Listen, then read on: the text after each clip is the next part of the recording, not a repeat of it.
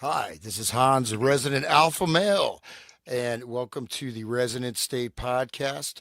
We are continuing our fascinating journey into the macabre world of hypnosis, psychotronic mind control, embedded hypnotic commands, programmed assassins, and just a bunch of weird dudes wearing loafers.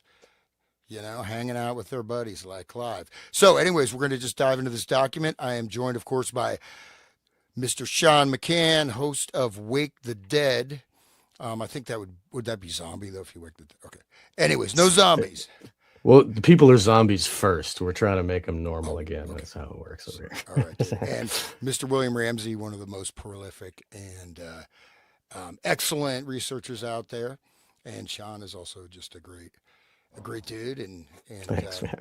he's not stalked me yet. So when someone doesn't stalk me, I give him a thumbs up. So, but I am just everybody sees I'm about to drink some bright blue tea. Let's see what happens. Okay, all right. That's all for me. Yeah, it's the Bene Gesserit gave you that, right? So, William, welcome. Thank you. Thank you. Thank you for joining us again. This is like an amazing. It's just unfolding and it's going further. And I'm excited to see where we bring it today. Thank you for joining us. It's really incredible. I was doing more research over the holidays. Hope everybody had a great holiday, including both of you. But more about Esther Brooks and stuff. He's a much more interesting character and kind of ties into the kind of the stuff that we've done in the past, the mind control themes and Eyes Wide Shut and cybernetics and the Macy conferences that Hans and I have talked about. But like Hoban Estabrooks, George Hoban Estabrooks, is like he was one of the first paranormal investigators. So he was doing. I found this out about him. Really? Yeah. So I'll bring that up. I'll have some new research. But he was one of the first guys. If you remember those tests where they would do ESP tests with those cards with the diamonds and squares. Yes. Yeah, that was featured in Ghostbusters. In the beginning, he was using those cards to test the psychic ability of the female. And those were used in the GATE program for kids when they were trying to test kids' psychic abilities. And that goes into this too. If you want to, like, they were testing kids to be using them in the in the SRA type stuff and the, super soldier training, they would find the kids amongst the population and with these tests. I'm glad you said that because Esther Brooks is a eugenicist too. So he's right in there with the eugenics movement. Jesus, generations of idiots. He's saying this in public, all this stuff. So wow. he's much more, many more facets to his character than even in this document or some of his other books. And the other thing that we've talked about, a theme, and definitely Hans and I have talked about, is this whole idea of the mechanical man. And he wrote a book that was published. I could not find a copy of it anywhere, a PDF called Man, the Mechanical Misfit. So if anybody can find that, send me a copy of that. His books are really hard to find, but they're really important. I downloaded a new one of his too, which is The Future of the Mind, which is kind of his later book in the 70s. And he's a really interesting guy. And the other thing is, like, he's like these other doctors like Esther Brooks or West, where externally they are, high members of society or whatever, or, working at these colleges, but they have a darker side. And we see that in this document, obviously. But Esther Brooks is like that too. So one thing. Oh, sorry to interrupt you, but one thing to note there is, like, we look at these guys. So a lot of these guys were rehabilitated in the 70s, right? As, for example, we're Milton Erickson, right? I mean, this guy is just good luck beside, finding out any of this hidden stuff and this goes across the board. And one other thing I just think is interesting, and one of the founders of the whole brain neuroscience, whatever, Walter Penfield, right? So he's someone, and he had, like, the box and all these kind of crazy sensory deprivation things, but he came to the conclusion, he says that the mind, you don't do mathematics in a seizure, right? So what does that mean? It means that the brain is not the seat of consciousness per se. It's not, at least, the seat of higher consciousness, of reason, ethics, morality. So just to throw this out there, I mean, there's so much emphasis, brain, oh, brain, brain. Well, a lot of this stuff, like Pavlov and all these guys, they were neurophysiologists. They're physiologists. They're working on the adrenal system, right? They're working on the chemical architecture and networking.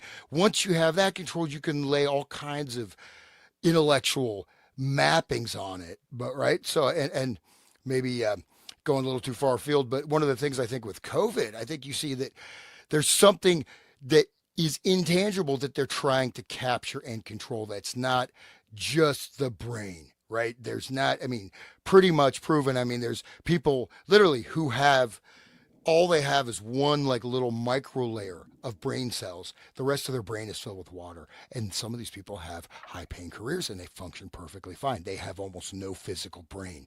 It is not explainable by basic organic theory. So just, putting that out there, that I think that's one of those things that's kind of been obscured, and they kind of want everyone to think it's all about the brain. Just take Prozac, and you won't be depressed. You'll just be a school shooter. Yeah, that's okay. So I mean, there's a lot of obscuration, and then again, as this gets more embedded in the society, they're kind of doing a little bit of a cleanup operation. And like Aldous Huxley, right? How many people think of him as this great truth teller and this wonderful dude? Well, if you look at everything, if you take what he says and remove that valencing that he's there to help people, which he's not, right? He's connected with, he was a protege of H.G. Wells, Fabian, etc. So it's right there, right? And it's the way it is, I guess. Yeah, like I mean, you got to have ears to hear and eyes to see. He says the same words, and the two different audiences hear two different things. To the George Wallace or whatever, the 60 Minutes interview.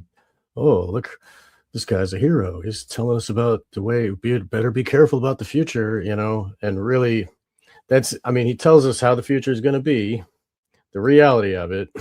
Like the beginning segment of that book, A Brave New World, is what we're learning here. This whole document is how to pattern a brain to create a person that is a slave robot. That's what their whole society was structured as.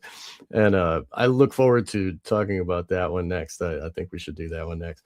But in any case, the mechanical science, he's like revealing what it is that they're studying and what's the truth of what they're doing. And then at the end, he slaps on a little, oh, Shakespeare. Oh, look at the tragedy. Oh, and like turn a story into it. But really, it's like, this is the truth. This is what we're doing. This revelation of the method with their whole, mens rea. They have to say what they're doing so that they don't have the karmic results of it. And these other higher laws that they're working with in their magic system, they have to tell us, but they have to wrap it in this package to make it seem like, I'm helping you. I'm giving you this gift of the future. When George Orwell was like, this is scary, guys, be afraid, but for some reason, Huxley was a hero, and like, look how this pretty thing he's created for us. Look, don't we have to look forward to? We get to go to the Feelies and we get to chew gum, and like that, has, all kinds of weird drugs in it and stuff. Like we get to have soma every day and not feel, and everybody belongs to everybody. And like, what is that? That's the kind of, like, you will own nothing. Everybody is for everybody. Like that's the way that they were pushing the sex and the pills and stuff. And the birth control pill was essential to the story. This story wouldn't be a story if it wasn't a birth control problem. Oh no, she forgot her pills. She doesn't have pills. And then this wild baby gets born, like, and everybody hates the wild thing. Like it just everything, all the layers of that book is total mind control. And how, like he's saying, how could they frame him as a hero? I mean, the guy couldn't even wash properly. He had like poop under his fingernails. Like, I mean, he's not a hero. Anyway, sorry, I'll stop. I got to calm down. I only had one coffee today. He might have lost his eyesight from inbreeding because his family tree was so inbred that it caused like degeneracy, or like he had inherited traits that weren't good, which plays into this. So one of you guys have the energy to read the blurb here for Esther Brooks's Man, the Mechanical Misfit? Can you read that? I would love to. Okay. And by the way, I've got comments, multiple comments that my mic has been too low. It seems okay to me, but what do you guys think? Sounds good. Sounds good to me. There's a really good comment here too. Sorry to interrupt, but Johnny Sumatra says, Do you guys have any detailed info on David Chase's new TV series? He's going to do something on MK Ultra. I'm getting the feeling like some of the stuff we've talked about are going to be inculcated. Have you guys heard anything about that? No, I haven't. Yeah, I'll try to bring it up. Most TV is so dismal now. It's just like, but there are a couple. Just before we just dive into this, and I'll read this. Okay, I'll bring up these points after I read it. So, Man, the Mechanical Misfit by G.H. Esterbrooks. Is humanity doomed to extinction? Some 400 million years ago, the great sea scorpion held undisputed sway over the world. Later, dinosaurs ruled. 20 million ago, 20 million years ago, it was the thunder beast. And now man has his turn. How long will it last? Dr. Esterbrooks points out that natural selection is becoming less and less effective in mankind. Ooh, that's bad news, huh? We gotta speed it up. We gotta help it out. Okay. Of the many forms of life, human beings and domestic animals alone breed back into the species traits unfit for survival. Really? Thanks, George. Science keeps our weaklings alive to propagate their weakness at the expense of the whole human race. As a result of modern civilization, the individual as well as the race degenerates. Man's upright skeleton, a curiosity in all the mammalian world, shows definite evidence of deterioration. The sympathetic nervous system, an absolute necessity to all other vertebrates, is a curse to man. Really? Okay, it's a curse to man if you start screwing around with it, George. Okay. Anyways, that's a intense sentence. These are really profound statements. Yeah, they're amazing. I mean, full on eugenics. I'm going to write that down and research that because, I mean, the sympathetic. Okay, so sympathetic actually. The parasympathetic is where you're going to have, basically, these used to be described as, your arousal, non-arousal, right? Wake, sleep. And this is one of the things you look at some of the early sort of music mind control research talked about, like the Beatles. So you get a stimulus here, and then you have a push pull, and it creates this shutdown, right? So you have your, basically wake up, sleep, pay attention, don't pay attention, and you just fire it up really fast, and then boom, you go into, I feel great because I just burned out my brain. Okay. Anyways, dude, that's an intense, okay. I have to think about that. Okay. Under its continual bombardment, his body organs, not fitted for modern civilization, show evidence of breakdown. This is particularly true of his reproductive system. Dr. Esterbrooks' whole argument is honest, logical, and stimulating. He is now professor of psychology. So he has a bachelor's degree in anthropology at Oxford, now professor of psychology at Colgate University. Wow, there's some really intense things in it. Just before I drop off on this, this ties directly into the points that I wanted to make before I start reading it, is that one thing really to bear in mind, number one, is that they are presenting models to us, whether it's Sigmund Freud, right, telling us how our brains work, how our psychology works, or this mechanical idea, or now putting this idea that the sympathetic nervous system doesn't work, or this or that, right? So they're programming in particular framing, and if you and it's like, and basically it's very easy to, once you've created sort of a box or a bubble around how you think you're supposed to operate as a human being, you can even look at books like where the way people are constantly basically talking to themselves, right? Like you don't need to do, it's called interject, right? If you're constantly doing interjects, you can't access higher levels of thinking, right? You're just saying, okay, I have to go. I hope I leave my zipper down. Well, or something. What about what about how the people, the psychiatrists think that, it's just a chemical imbalance. If we just give them more serotonin or less serotonin or use these uptake inhibitors and, we just got to rebalance, and they don't even know what the proper balance is. There is no balance. There's no way to test, but it's just this myth that they impose. And then they can use that structure to tell people this is what you need. This is how it's done, right? Well, it's even worse than that. So, for example, in terms of the SSRIs, right, that was a hypothesis that was put Right. forward in the '60s.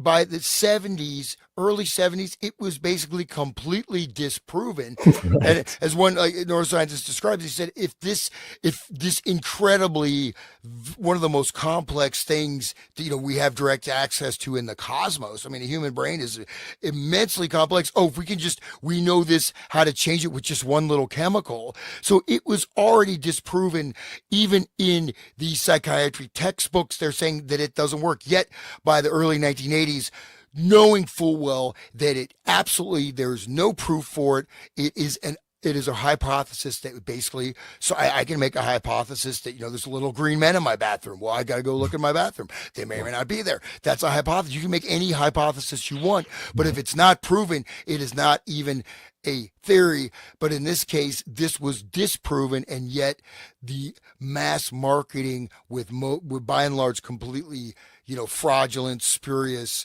compromised testing was put into place by the early 80s. And look at the result of this. It literally does not only does it not work, it has tremendous, really profound side effects. All it does is damage, right? It's but they keep that even though it's false. The science keeps it around because it's effective. It works, just like, even though the masks they know that the masks are harmful, make people wear masks, make them get more sick, but they're like, oh, wear 2 masks, like they know everybody should know that it's not true, but they still work with it because it's effective for their mind control, right? For their the pitch of what they're selling, right? Anyway, okay. Yeah. Sorry, we're kind of off the track Not here. really. But go ahead. It's this view that we've talked about with these guys. Just they're Darwinists, they're materialists. They have a philosophy that's scientific, I would say, and this is what this guy's applying. It's weird too. Like this book, 1941. So it's literally this follows after we're at 1939. So this book drops at the same time all this other research and correspondence he's doing with Hoover and Erickson and some of these other people who show up. And then we haven't gotten to William Bryan shows up, William Joseph Bryan, which is totally crazy that he's in this thing, which shows that FBI knew William Joseph Bryan, which I don't think was proven before this. William Joseph Bryan, for people who don't know, ties to Surian. And to all his stuff ties back to some of the stuff we talked about recently, which is automatic writing and things like that. So you're literally seeing like mind witch doctors or something like that. And these people are all in on it. It's like crazy. It's so crazy. Wow. So there's actual documentation between there's actual proof of this guy connected Sirhan to Sirhan, connected to this document, G.H. Estabrooks in 1939. Yes. Yeah. Wow. Yeah. Wait, we're gonna get there. No, but it's even crazier. Estabrooks also, what I found out since our last episode 12, this is 13, is that he took credit for the lie detector test too. So the psychogalvanometer. This guy's very important, dude, to history. Right. Estabrooks. Right. I'll bring up some of these articles. You guys, let's get back to the document. I guess. Okay. I'm gonna try to set up try to set up a slideshow real quick, and I'll show you some of the articles that I've found. Sweet. Do you mind if I just read this little thing I have? If you could share it, it's just on the sympathetic nervous system, because it's really important to clarify terminology and see what does someone actually mean, and not just take it. Oh, it's science, and he's a scientist. So I have that at the window, the share window. I can just read it. You don't have to bring it up, but it's right there. My window. Just share. Trying to do two different things. Oh, no worries. I'll just read it. No. Let me get to it. Okay. So the sympathetic nervous system, SNS, is a key component of the autonomic nervous system, responsible for initiating the body's stress response, commonly known as a fight or flight response. This response prepares the body for immediate action during perceived threats by increasing heart rate, dilating pupils, constricting blood vessels, and redirecting blood flow to essential organs and muscles. It also stimulates the release of adrenaline, epinephrine, and noradrenaline, norepinephrine from the adrenal medulla, which amplifies these effects throughout the body. Beyond acute stress, the SNS plays a role in maintaining homeostasis.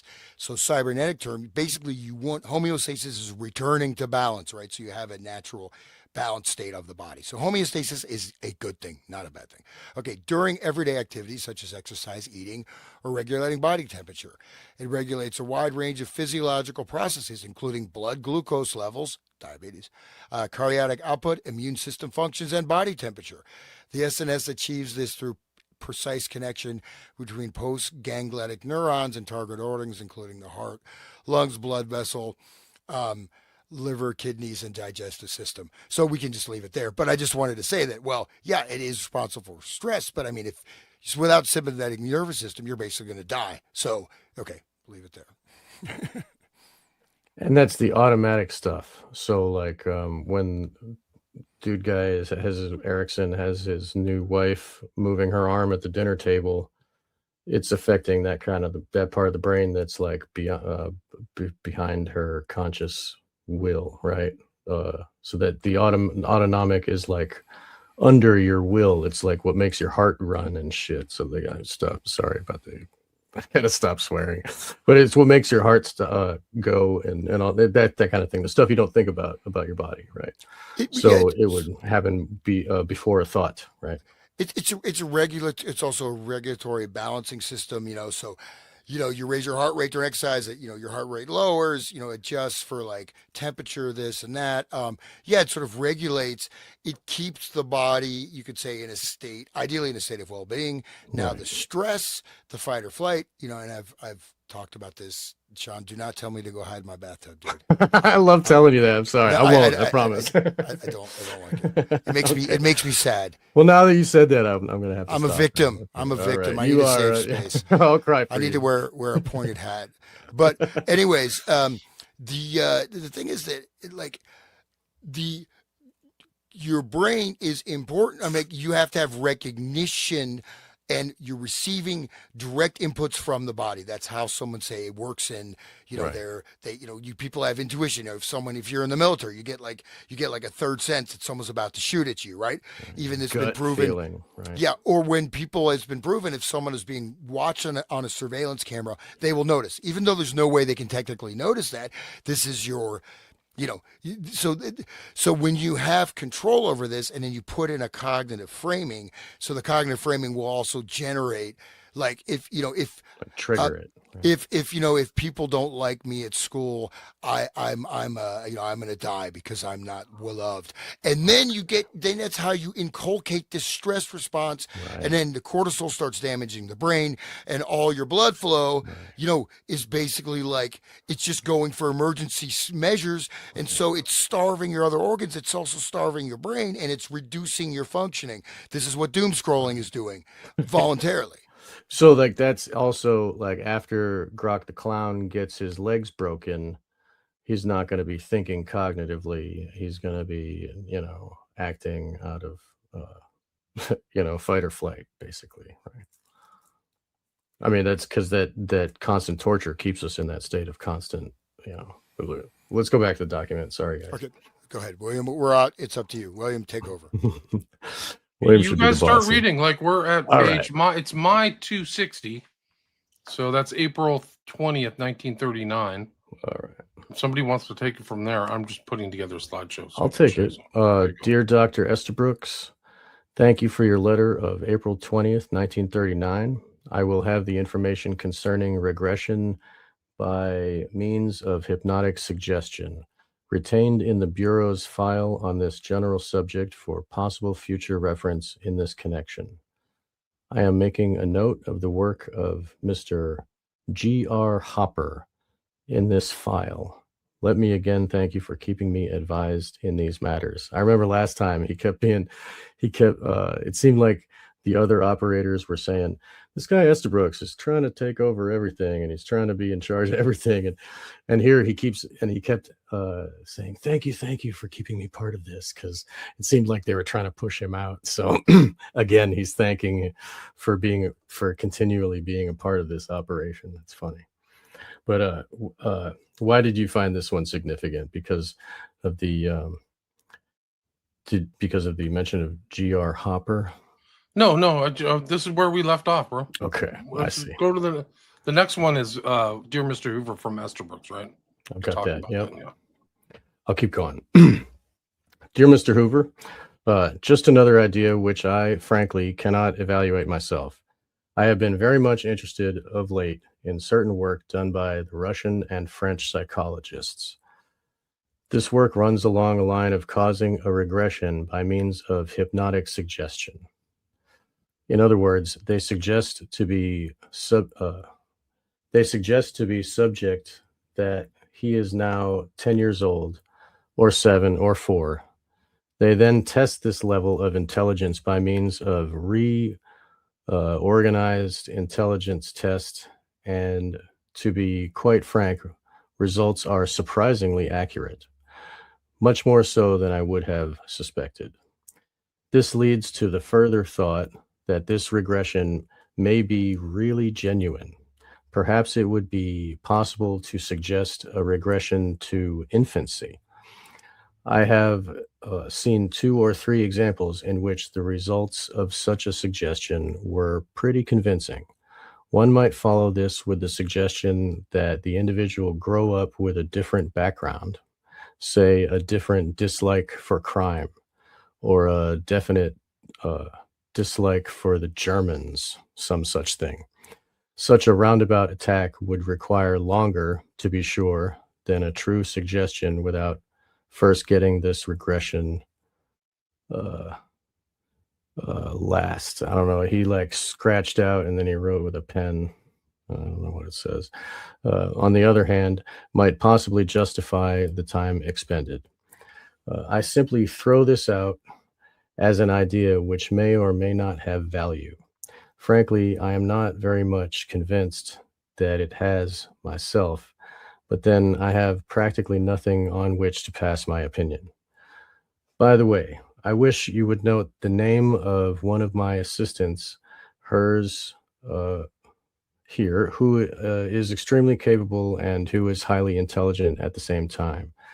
As a matter of fact, he has succeeded in doing many of my own experiments better than I have, and more than once completely deceived me with his results.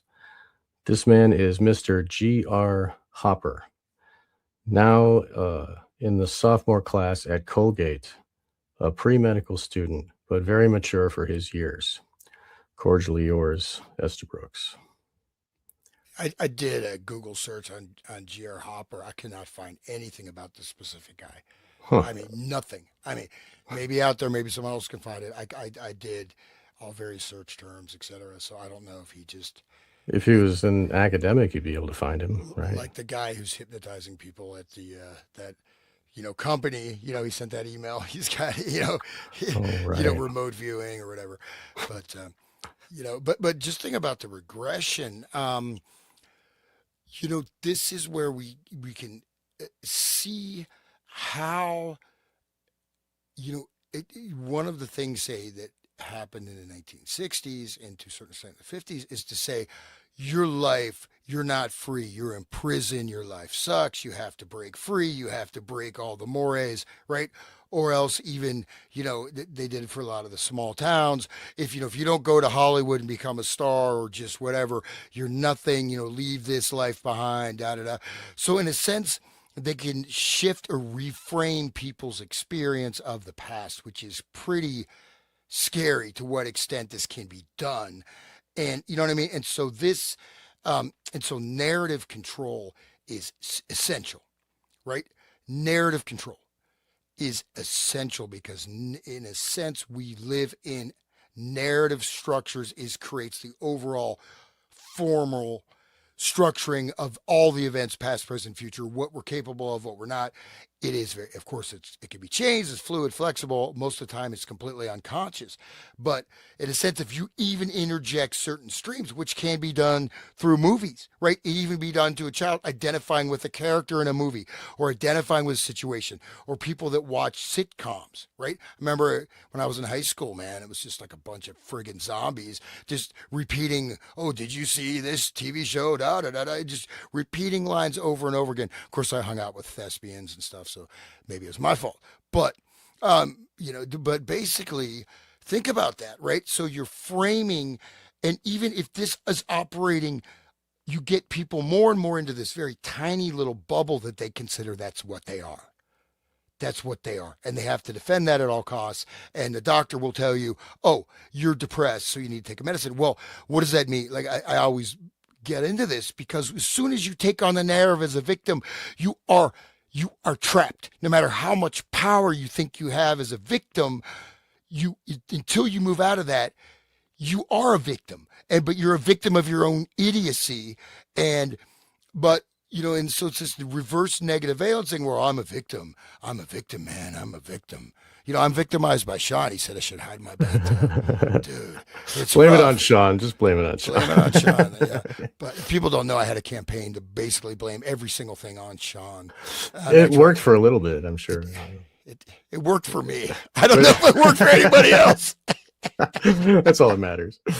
But yeah, but really, like the world. I mean, everything, the way that our brains think, we think of the future and the past and the now, everything in words, and we structure our reality in words.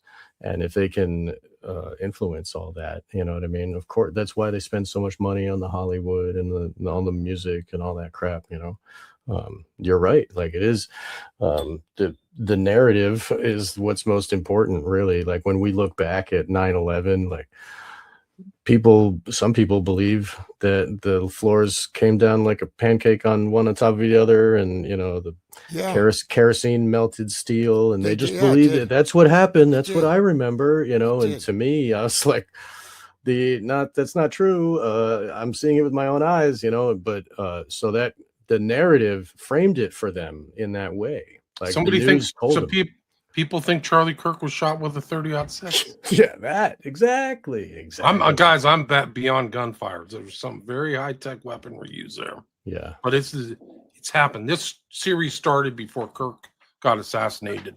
So if you want to talk about like application of mind control, that whole Charlie Kirk thing was an expression like 9/11 of some kind of high-tech weaponry. We don't know.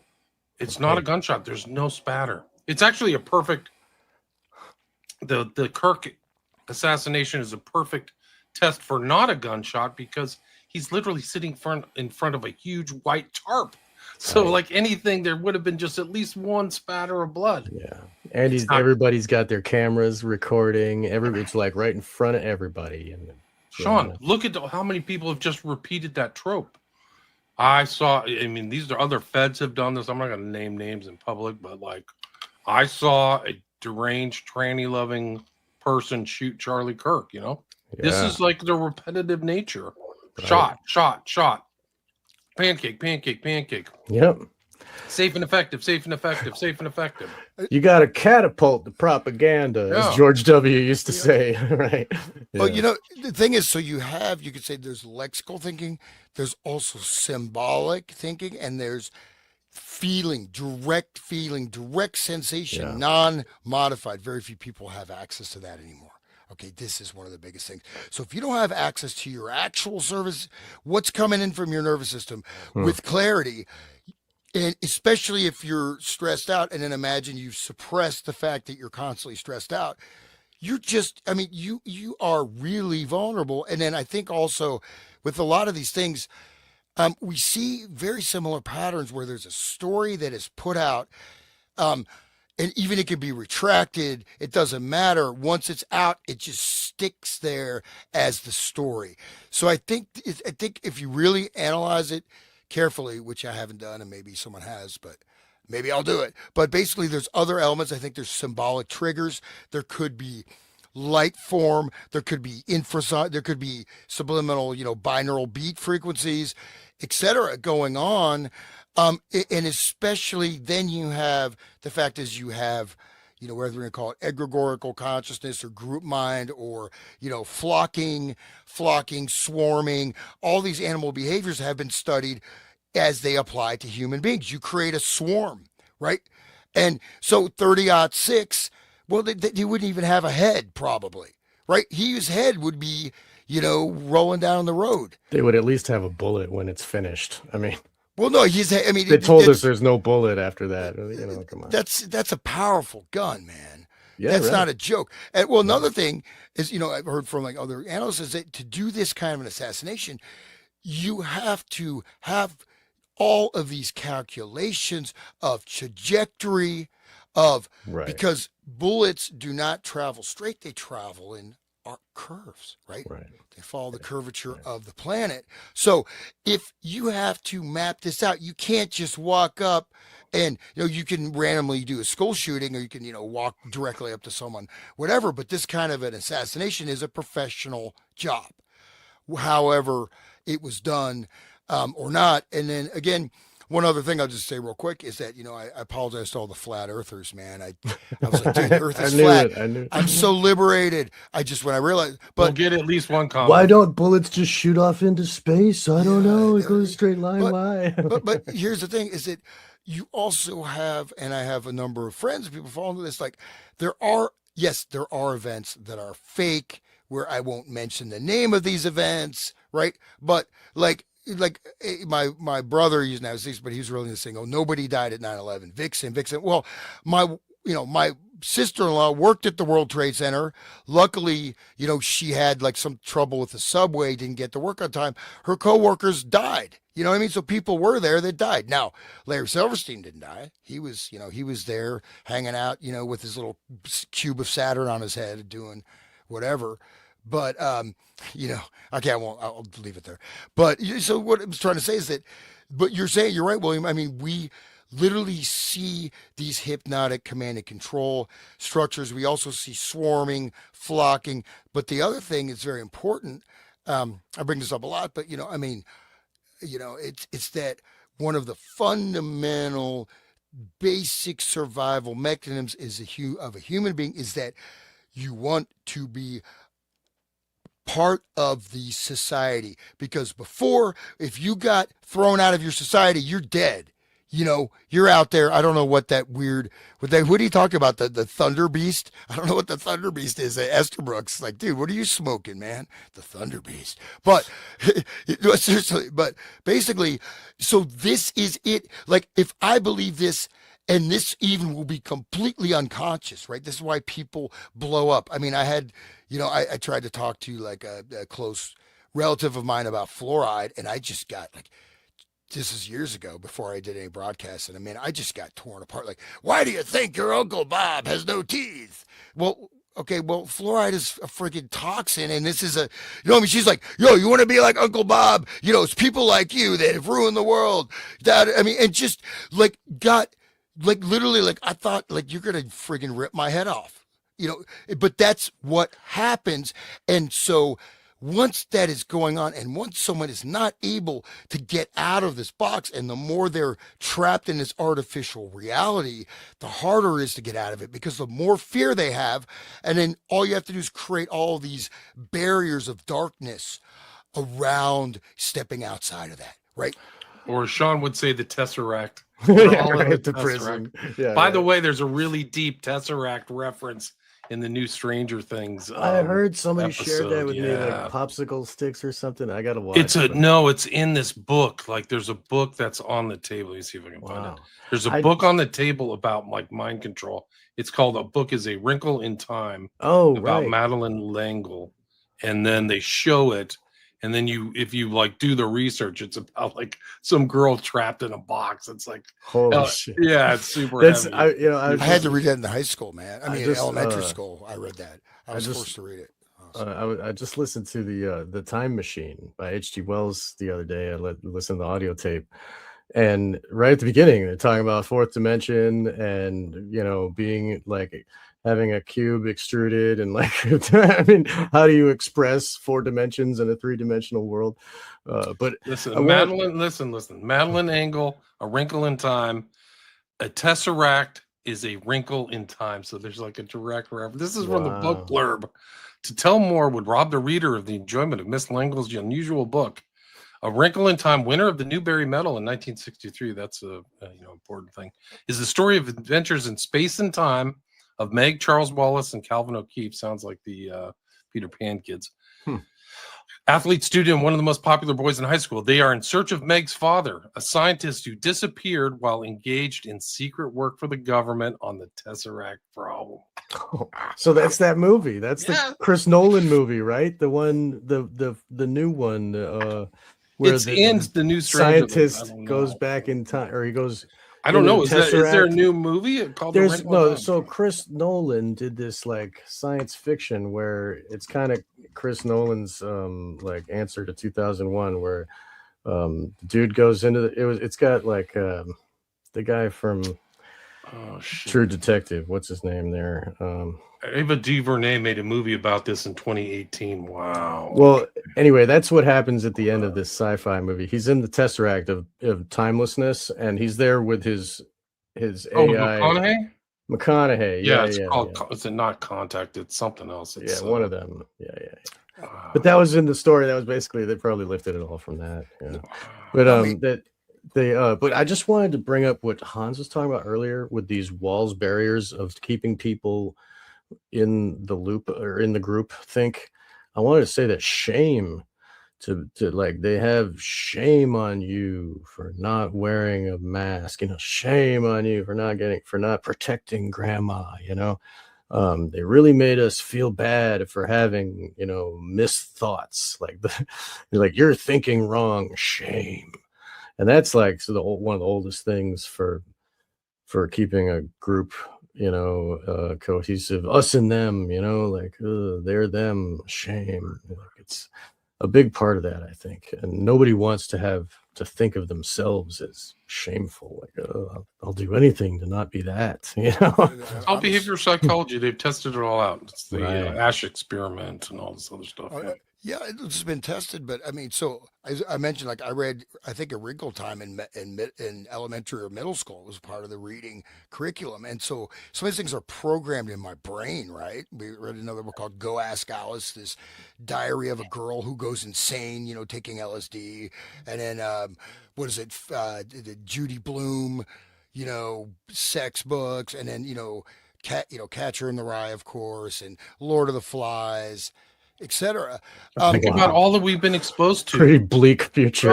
Really bleak stuff. Every time I think about Catcher in the Rye, the worse it gets. It's a horrible, horrible book. And what it says on the mirror, the FU, just like wow.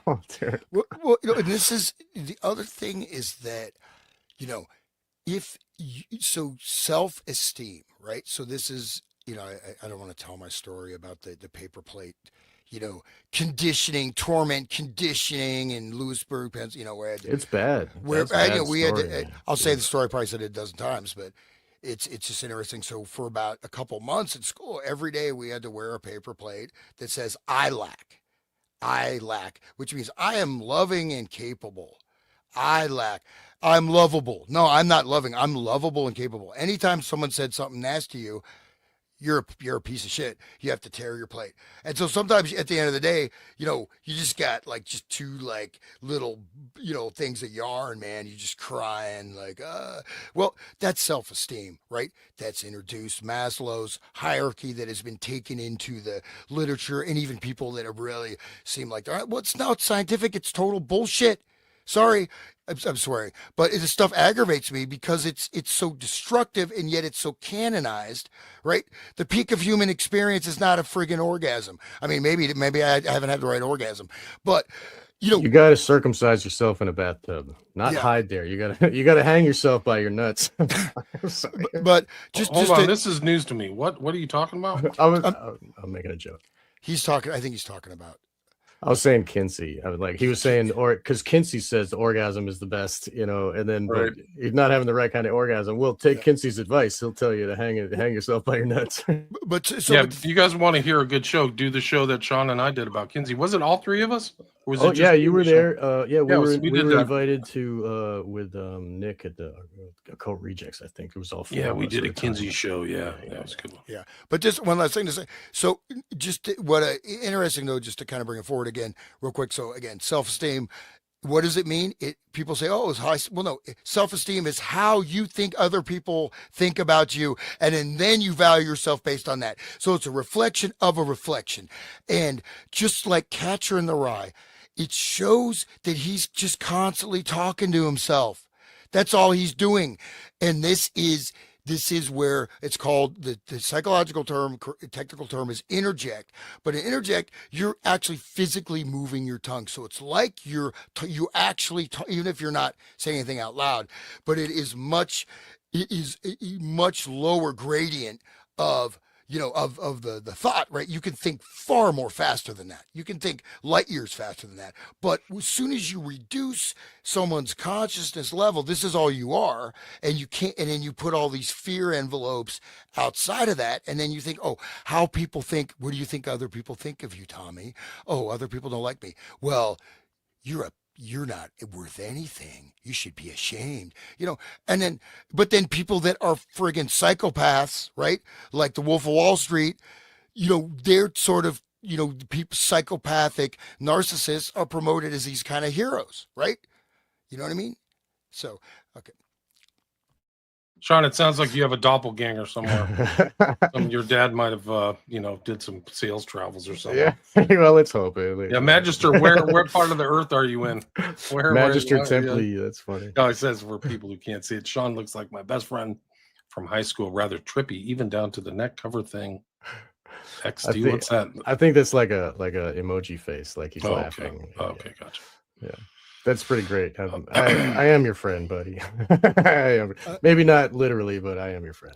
Sorry, one last thing in Stranger Things kick here is, have you guys seen the ads, right? Like say on Netflix, continuous ads, and it starts out like the person's in Target and suddenly it gets all psychedelic. They're transported back to the 80s, this, that, just really kind of dystopian, weird.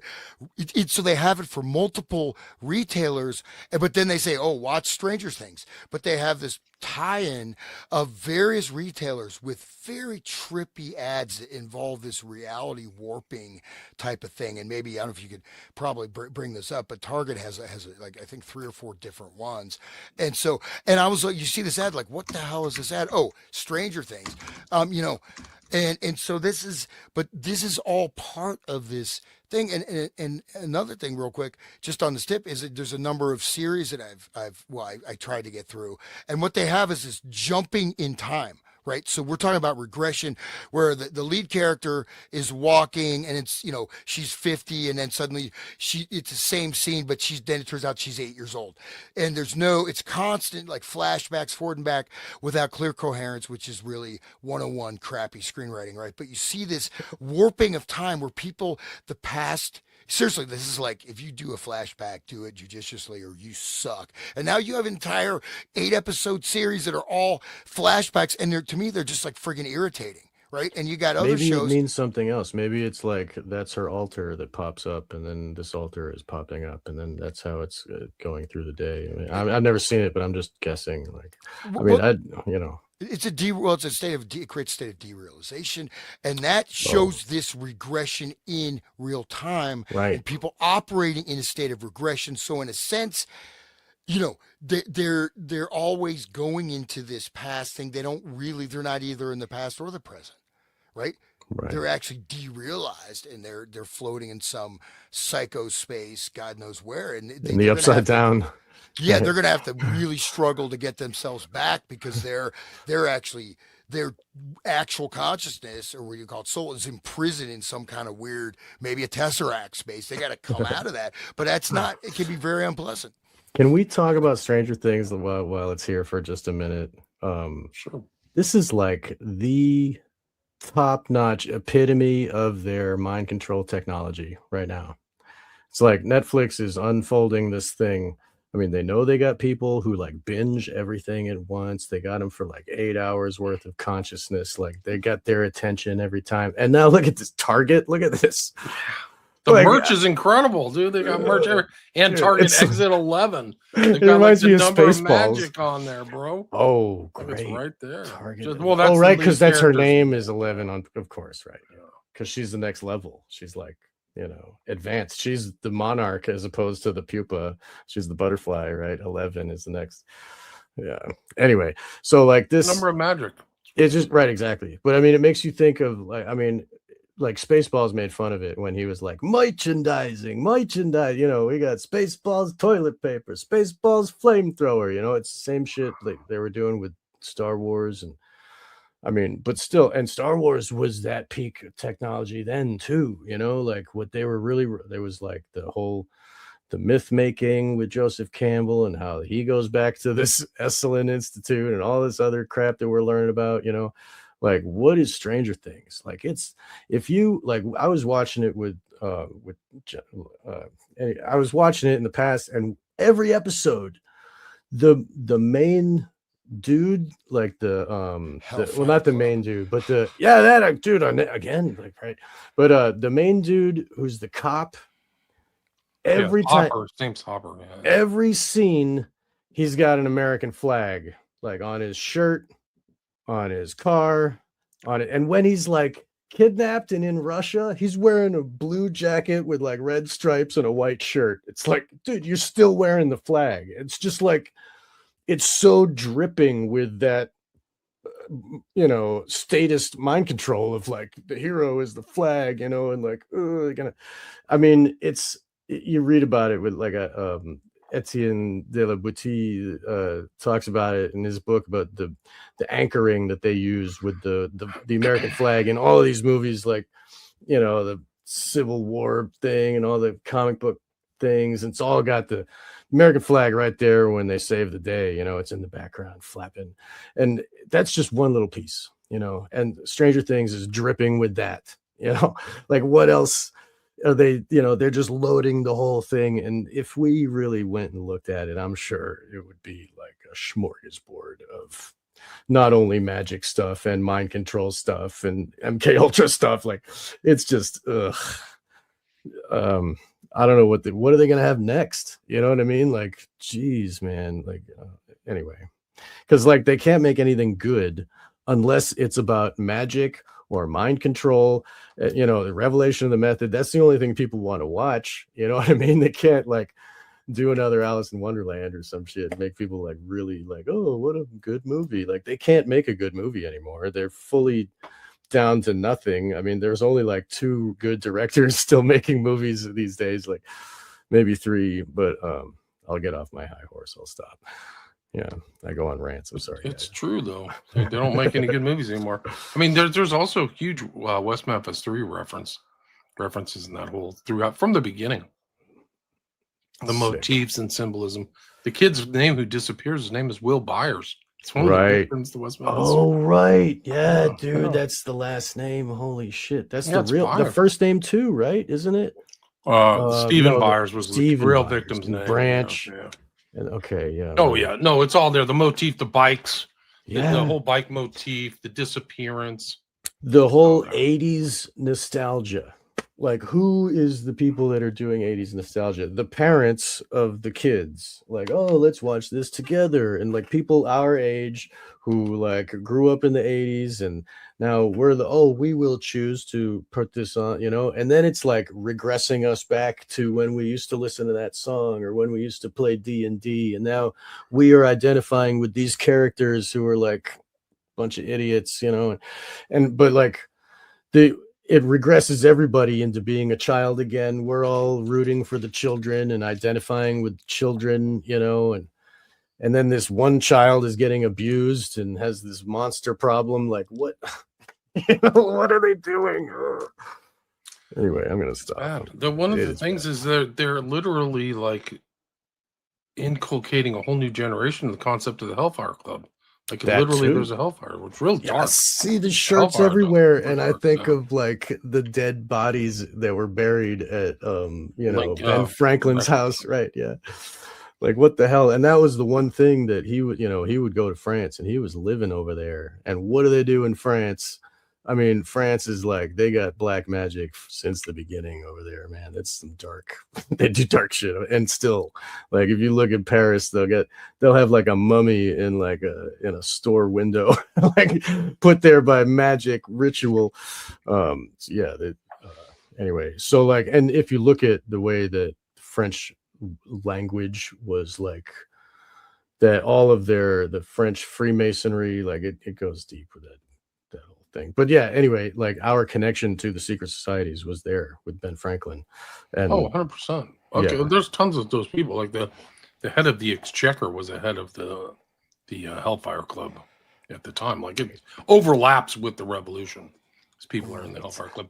People who don't know, the Hellfire Club was a series of catacombs inside of a hill. So you would like go over and reenact crossing the river Styx, and they would bring in prostitutes and booze and like really dark. Isn't that where Crowley got the inspiration for "Do What Thou Wilt"? Wasn't They that say like... Boudras, yeah, do what thou wilt. No, that's actually from French.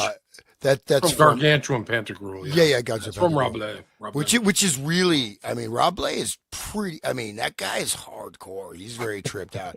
But I just want to share real quick, not to jump in, which I'm doing, but I just found a little thing. Please jump. On Esther Brooks from the Discography of American Historical Recording. So he actually has 2 albums on Hypnotic Technique Part 1 and Part 2. Wow. Can we download those? What are they called? They're called Hypnotic Technique Part 1 Instructional Talk 1929, and then 6/4/1929 Hypnotic Technique Part 2 Instructional Talk.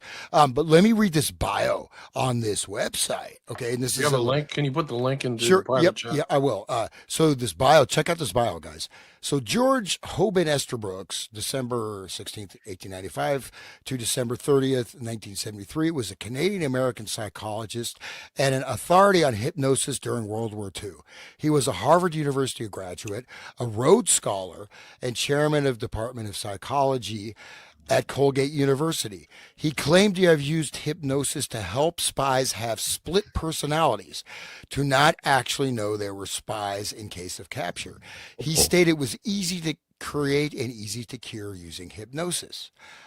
He joined the 1st Canadian Division in his teens, and by age of 19 became the youngest commissioned officer. Later in life, he became a 32nd degree Knights Templar Mason. Wow. And wrote various articles, including books, The Future of the Human Mind, Hypnotism, Spiritism, and Man, The Mechanical Misfit. Estabrooks did experiments on children. He exchanged correspondence with the then FBI Director Herbert Hoover about using hypnosis to interrogate juvenile delinquents. It is possible he used Manchurian candidates in children. Jane Roberts revealed in an interview with the Village Voice that Dr. Instream in the Seth material was in fact Estabrooks. Oh, whoa. Can you say that one more time? Jane Roberts revealed in an interview with the Village Voice that Dr. Instream in the Seth material was in fact Estabrooks. Do you know what that means? Yeah, no, tell me, dude. I know. Please tell us. That means Seth is like this discarnate entity. Yeah, he's like a channel. In New Age, like he's a channeled entity. Jane Roberts, who I don't know, what she's saying is that Estabrooks was doing this thing under guise, juicing the New Age and the whole culture with the Seth material. So she wrote the Seth books. And she said, Doctor. That's what she said. It's supposed to be channeled material. So it turns out it was Estabrooks. Whoa. Wow. No, guys, that is so huge. That's a whole nother show. Like, okay. That's really Estabrooks. We have to go verify all that stuff. Wow. That means that they just juiced the whole New Age all the way through Course in Miracles and the Esalen and all this stuff. It's all effing fake. Yeah. Wow. That's what Passio was saying. All the Satanists were like, just wait till you see the New Age, right? Yeah. Wow. It's all fake. Wow. And he's freaking Seth. dude, Seth. I mean, and I do Funny, know. I mean, Seth Seth. was one of the big, like. I mean, there was like It's like one of huge these big cults. channel things. It's like Ramtha or something like that. But If you that's remember Ramtha, that's the these entities from other things. Seth is one of them. Seth is like Set of the Egypt, right? And then the line of Set is how Jesus is the line of Seth. That whole thing, and Seth had like a donkey head, right? In Egypt. Anyway, that's some other stuff, I guess. This is just a whole another avenue of research. All right, This guy's way talking more about other stuff. important.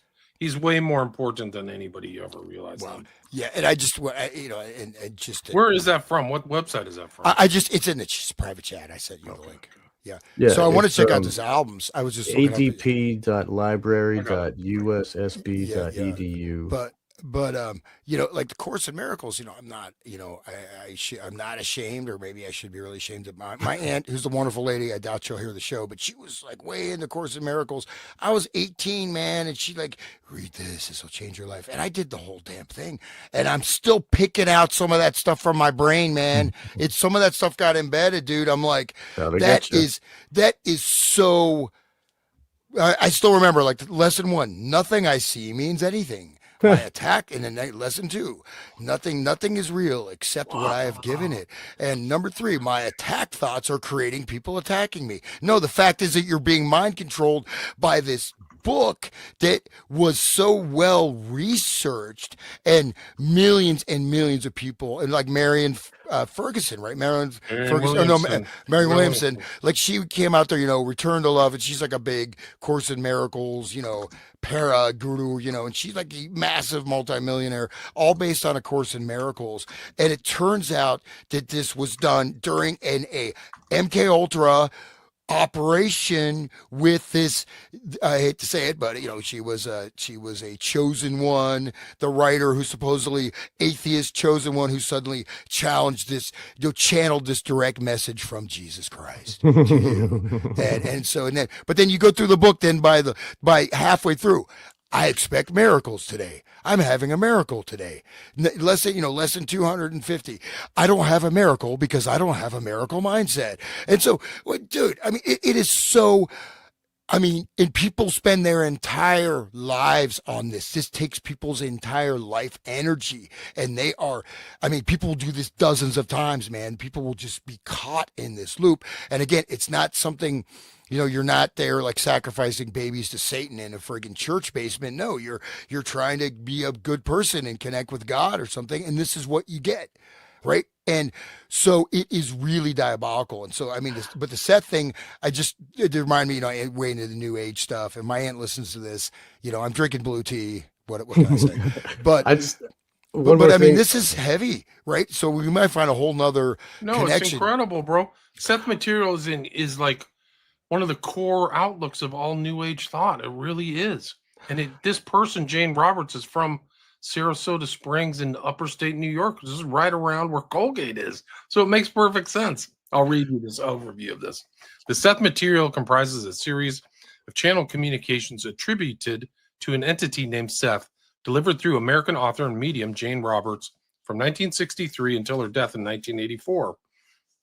Transcribed by her husband, Robert Butts, these texts explore metaphysical concepts such as the nature of reality, consciousness, reincarnation, and personal creation of experience. Widely regarded as a foundational influence on the post-World War II New Age movement, the material popularized ideas like you create your own reality. It's key philosophical tenets and scholarly and psychological interpretation. You create your own reality, multidimensional consciousness. Wow. Reincarnation, God and creation. Multidimensional consciousness is like another word for split brain. Like, yeah. Wow, this is crazy. I had no idea. I just what Passio was saying before about with the Satanists, they say that solipsism is a sin for them, but it's what they wish to impose on everyone else. Is to not believe that solipsism is like, oh, everything's perception, nothing is real, right? Those things that he was saying, the first two tenets or whatever that Hans was just reading out of this is solipsism and nothing is real and don't believe yourself. And then the third one is blame yourself for everything bad that happens. So all of the evil ones don't get blamed. You go around like flagellating yourself, when meanwhile, and you're off in a cul-de-sac spinning while they're going and continuing to do the evil without you pestering them anymore. It's like a perfect weapon for them. I mean, you're looking at, so you have things that, and a lot of things you can find some ring of truth. So, I mean, you can create your reality in terms of like, so I have great relationships now with all my family. I don't have any conflicts with anybody. Zero. I mean, and if someone has a conflict with me, they're not, it's all over for them. I'm just kidding. It's their problem. Yeah, no, it's their problem. I get out to 30-6. No, I'm just joking, guys. I see Ray said. But what I'm saying is that, so I can create my reality by doing that, but I can't, as soon as you get that in, what happens is you are in a self-created feedback loop where you're not even getting your actual sensory perceptions. If you cannot connect with the reality of the world around you, you know, you can create, you can change your experience, and two people can be in the same situation, and I'm just, not to go too much, but I'll describe the situation. Like, okay, I have a gig. I got, like, tear off the entire top of my finger explodes. I got to play sitar, very difficult instrument. There's blood streaming down my hand. I mean, it just popped off. Like, it's just like raw flesh at the top of my finger. I still did the gig. I didn't get to, yeah, it was a little rough. I did it. I didn't freak out. Now, it was like, I said, well, worst case, I can't play it, but I'm going to try to play, but I'm not going to, just do it. I just marched ahead. I did it.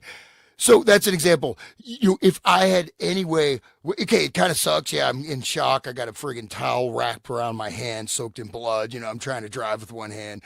Like, what's up with this guy? I say, but so I made it through. I did it. So in that way, I could say I created my own reality, but I didn't create the reality. Like, I can't just say, oh, my finger's not cut. It's healed. But then when you say, like, but the other side, you create your own reality. Now, you don't have to have enemies, but you have to be consciously aware of what people are doing. If you can't judge people's behavior, and then if you say, well, that's the secret, right? It's the same paradigm. You're poor Right. because you don't think the right way. You don't think like me. Blame yourself, right? It's not Blame, yeah. it's not taxes or people like imposing all these problems on you. It's your fault you're such a loser. It's like, like telling the slaves like it's their fault for not knowing how to read, when it's set up that they can't, if it's imposed on us that this solipsistic world, and then the TV is another level of solipsism too, with the shared illusion that everybody has, I think that's just a big piece of it. Like, it's a very important tool for them to keep us total. Like you can create your reality, but if you're not connected to everyone else or the actual reality, then you're not affecting the world. Your will is severed from action.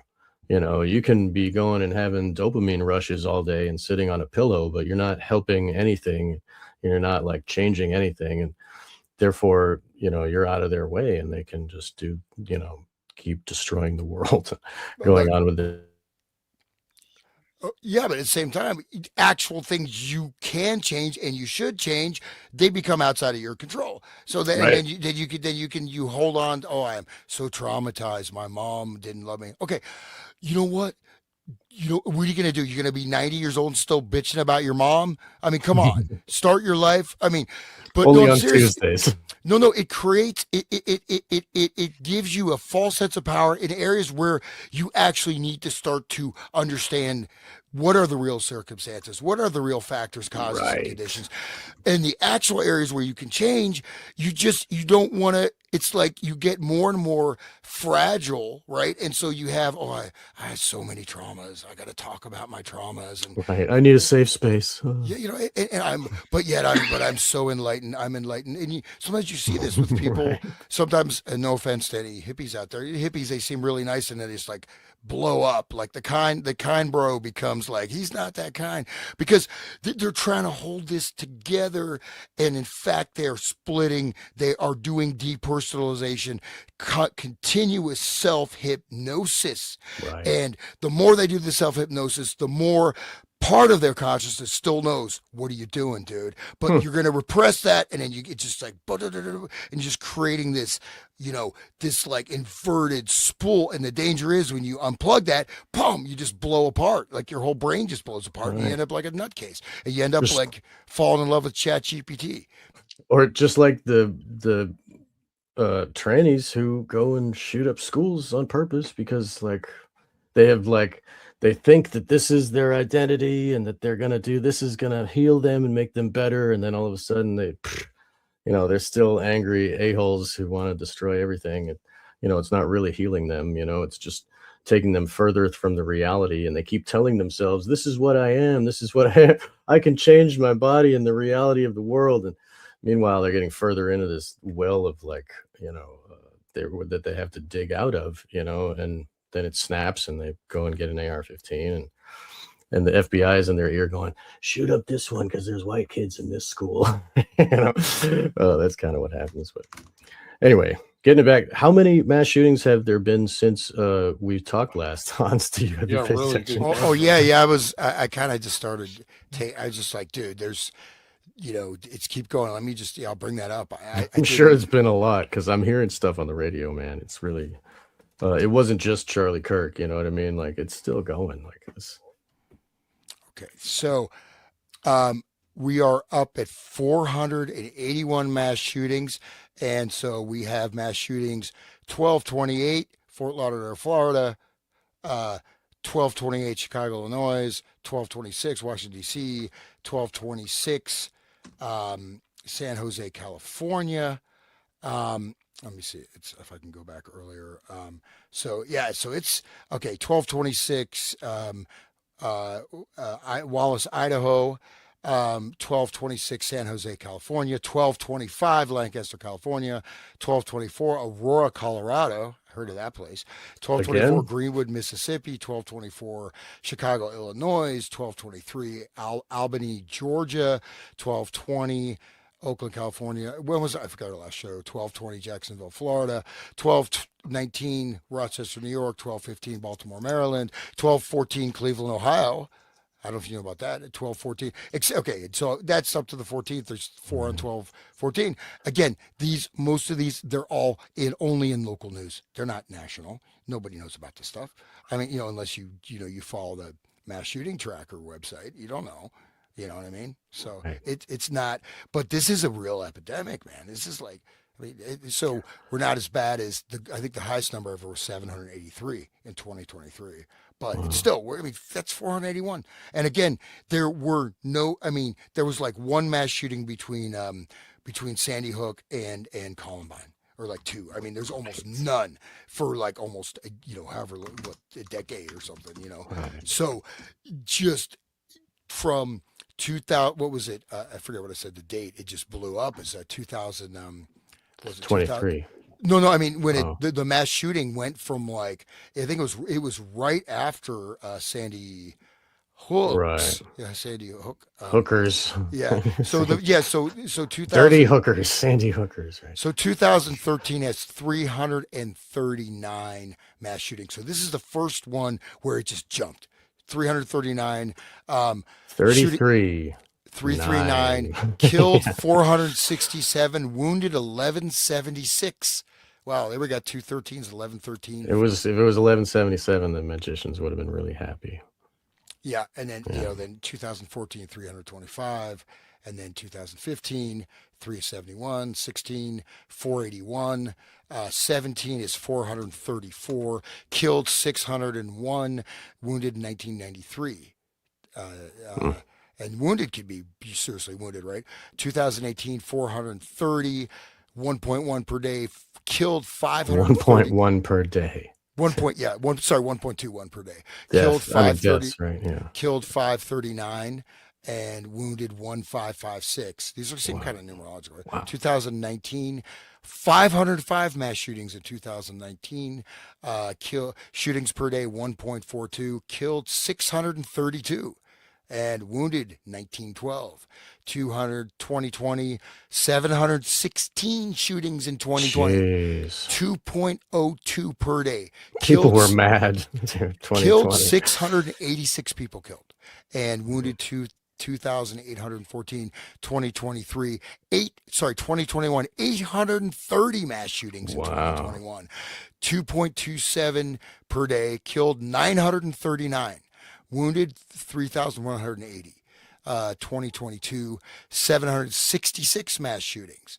Killed 884. Wounded 3,008. 2023, I guess 2020, what was it? 2021 is actually the highest year at 840. Yeah. So That's anyways, when people were they all had to wear a mask and stay indoors. No So- wonder. 2023, 759. 963 people killed, 2,974 wounded, Jeez. 2.14 per day. So 2.14 per day. And then 2024, 576 mass shootings, killed 697, wounded 2,371. And it says additional victims may have refused medical treatment. So they didn't get counted, right? Adams County, Colorado, wounded victims may have refused medical treatment. That seems kind of weird, but anyways, I'll leave it there on the mass shooting thing. You guys asked, so. But I mean, like, it just goes to show, like, that is the new narrative. That's what happens now, right? That's people now. Everybody, when they talk about it, they say, "Oh, killing kids at a school." It just happens. That's just what are we gonna do? Let's go kill kids at a school. Like the female shooter who dressed up like a male or whatever in Nashville. Like, she had no ties to that school. She just went there because, like, whatever. She was thinking about going to her own school. She's thinking, and then they all think about, like, oh, Dylan and the other one, they're heroes, and they put them on a pedestal, and, like, oh, they really did something, and that whole, like, lionization of those deviant minds, like they're the hero, like, and other deviant minds look at them, as examples, and it just kind of compounds. The more that happens, the more it goes, and now it's like parents just assume that's, and all the teachers are like, they're going through drills and stuff, and the regular schools everywhere are going through drills. So, like, even if there isn't a mass shooting, the kids have to go through a drill, just like a fire drill, to, like, prepare them, and it gets their mind ready for this is how it happens, and then you got the David Hogg, and he's in the news, and he's like, I was there when they started shooting. I mean, like, this narrative is put in at all levels. Like, they even have to go and act out and hide under the tables and stuff. The same thing they were doing with the bomb in the 40s, just hide under your table. It Getting all happened the when I kids- was a kid, man. Right. They would do nuclear bomb things in the 70s. There's no Duck question. and cover. Right. Duck and cover. They remember the songs Duck and Cover. It's really going to save you. Your desk is going to save you from a nuclear blast. But I mean, it gets them activated. It activates their body. It gets their mind thinking about it, gets them moving their body. And it's like really imprinting on them because of the actions that they have to go through. Just like what Hans had to deal with the eye lac and the plate, like literally lacking pieces of plate that were torn off. Like, it's, yeah. And, it's the way the many vectors of input of this narrative is going full on, so that now people just think this is what you do. Just like people used to think, oh, if I was angry, I go in the streets and yell with my sign, and all the people will get together and we all have a good time. Now they're like, I'll go on a train with a knife and stab people dressed as the Joker, and then wait around for the cops to get me. Like, who gave them that idea? Like, where does that come from? And this here, like, it starts with these documents, really. I mean, we're getting to the bottom of it the more we look. Yeah, just one thing about most of the mass shootings, right? So I mean, not that I'm a fan of ISIS. I'm certainly not. I'm not a fan of Oh, them, but ISIS is great, dude. I saw them open up for Tool. oh yeah, Those guys are great. ISIS. Yeah, no, the terrorist organization named after the pagan Babylonian goddess. No, I'm Yeah, talking about the metal band. I know. Yeah, but no, what I'm saying is that, however, whatever, at least okay, terrorism does not work as a political strategy, but at least they have some type of a goal in mind, or there's something. This is purely nihilistic. You're just causing Right. random people suffering for what? I mean, it's absolute nihilism. And what do you accomplish? What are you going to accomplish by this? You're going to get killed, and you're going to destroy other people's lives, and you destroy all extended family. You're going to create so much tragedy. So get ready to be reborn in the hell realm, man. But I mean, there's no, it doesn't, like, even if, so I'm really unhappy. So I'm going to go kill a bunch of people. And then what? I'm going to be happy just killing random people. There's no meaning or purpose. It is a purely nihilistic active. Maybe it's pure evil. I mean, maybe it's beyond Yeah. evil. I don't know. Yeah. I would say so.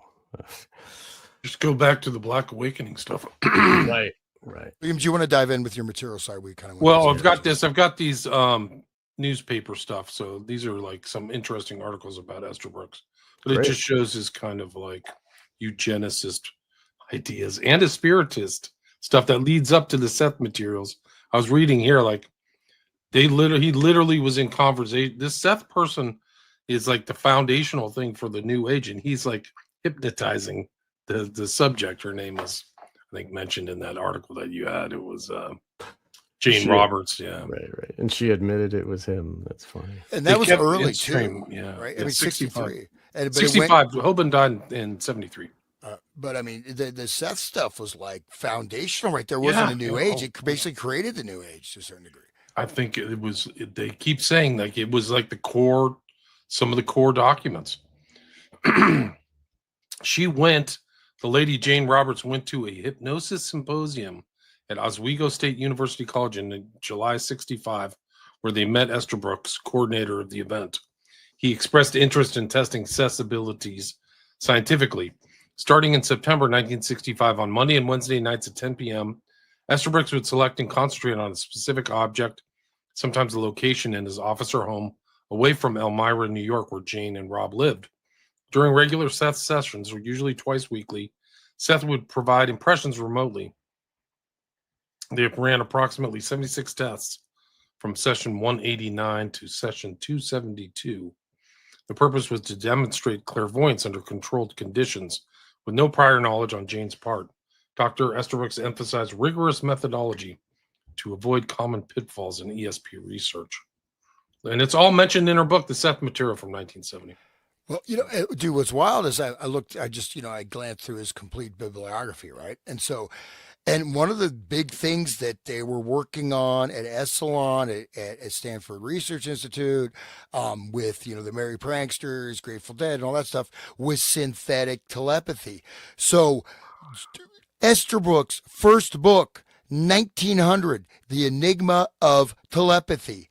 Second book, 1927, A Contribution to Experimental Telepathy, 1927.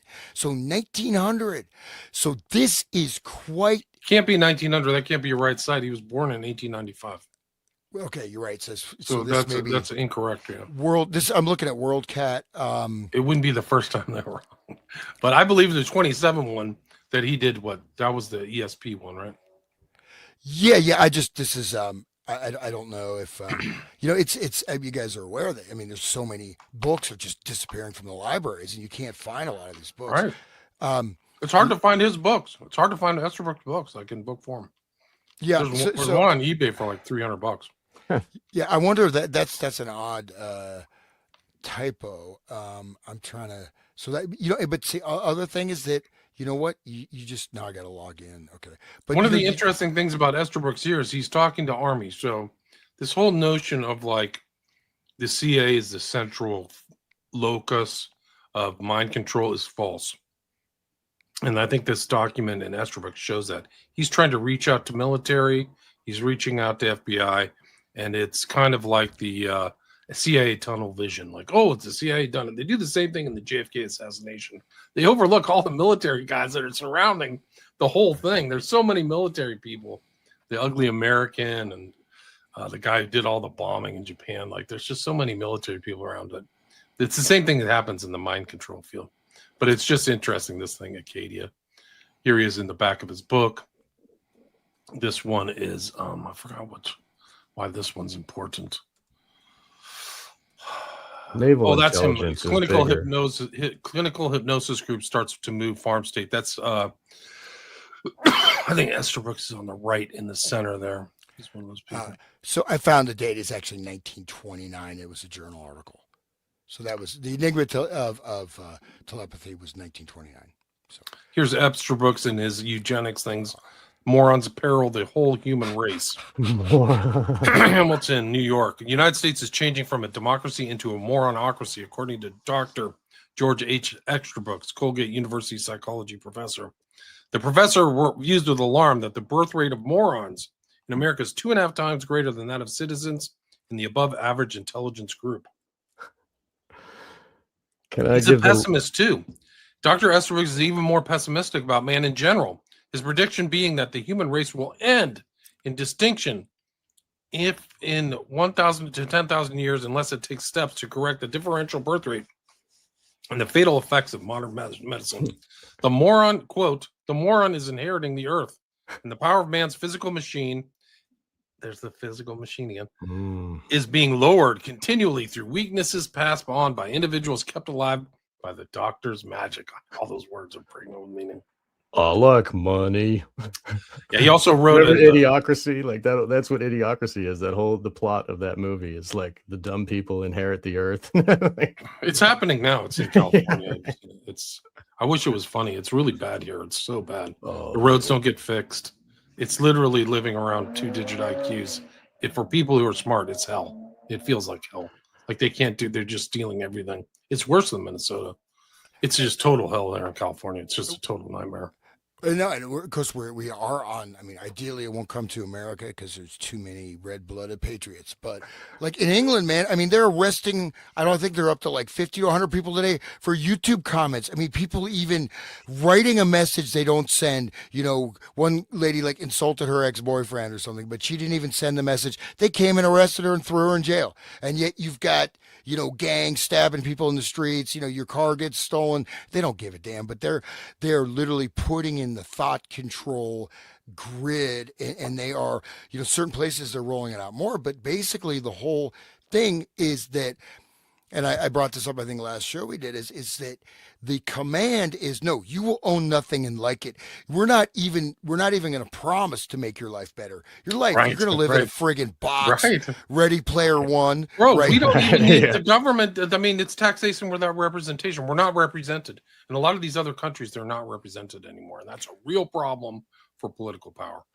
This is a reason for mob violence and leaders' hypnotic power. Estabrook says, someday, perhaps 50 or 150 years from today, our descendants will look back upon us with the same curiosity and wonder with which we regard our ancestors of a while back.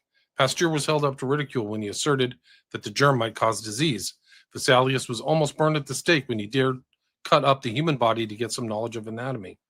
This book might well be read about hypnosis, well be read with benefit by everybody as an understandable and logical explanation of an abused subject. So I would just read. There's a couple paragraphs. We are them. We're 50 years ahead. Like we are looking back right now. That's funny. But what's good though is he does say some things that are, I think I would say, are close to truth. So towards the bottom of that article, it says, quote, "It would be well for us to center our attention on this form of hypnotism, for it is nothing else. Never was it more dangerous. Radio and a controlled press are literally made to order for this type of leadership. When we talk about the world safe for democracy, we must realize that psychologically speaking, the world was never more unsafe for democracy. Group hypnotism, mob leadership, say, call it what you will, was never more easy than in this day of syndicated press and national hookup." So So that's like that. And in fact, of course, again, you have the person warning against what they're probably behind designing and implementing. You know what I mean? Read the next paragraph, Hans. It gets Democracy even is worse. evil. And just in case any of his readers feel that such hypnotical misuse can happen here, okay, Professor Esterbrook's writes, we must realize that it both can and will happen here unless we are eternally on guard. The problem facing us in this country is one of education, a realization that none of us has too much of the milk in human kindness in our veins. All of us are prejudiced, irrational, and this has an emotional basis. The highly emotional orator and mob leader is, from the psychologist's viewpoint, a much more effective hypnotist than any laboratory product. It is he who leads humanity by the nose into its bloody wars. Wow. Um, so Alex yeah. Jones, right, Hitler, right, all these people. Rah, rah, rah. Okay. In our modern thing, look at this stupid war against Russia. Right. Like, people had to be hypnotized to do that because there's none of the money, if they overthrow Russia, which they're not going to do, will ever come back to the average person, like the average proletariat or whatever bourgeois person back in the U.S. But really, I mean, it's I mean, That's a first, cleansing thing, right? the thing is, and I mean, my big breakthrough was the whole thing in Libya, right? When they're like, oh, but the Russian war, just to throw something out on that, is like, number one, Russia cannot lose. It's not something they can walk away from. It's like if Mexico started attacking Texas or something, right? And they take part of Texas, they start killing the Texans. That's what Ukraine did, right? And parts historically that were in Russia were given to this, Ukraine, and they were murdering the Russians. But there's no way they can lose. And because of it, they have by far the world's most powerful military.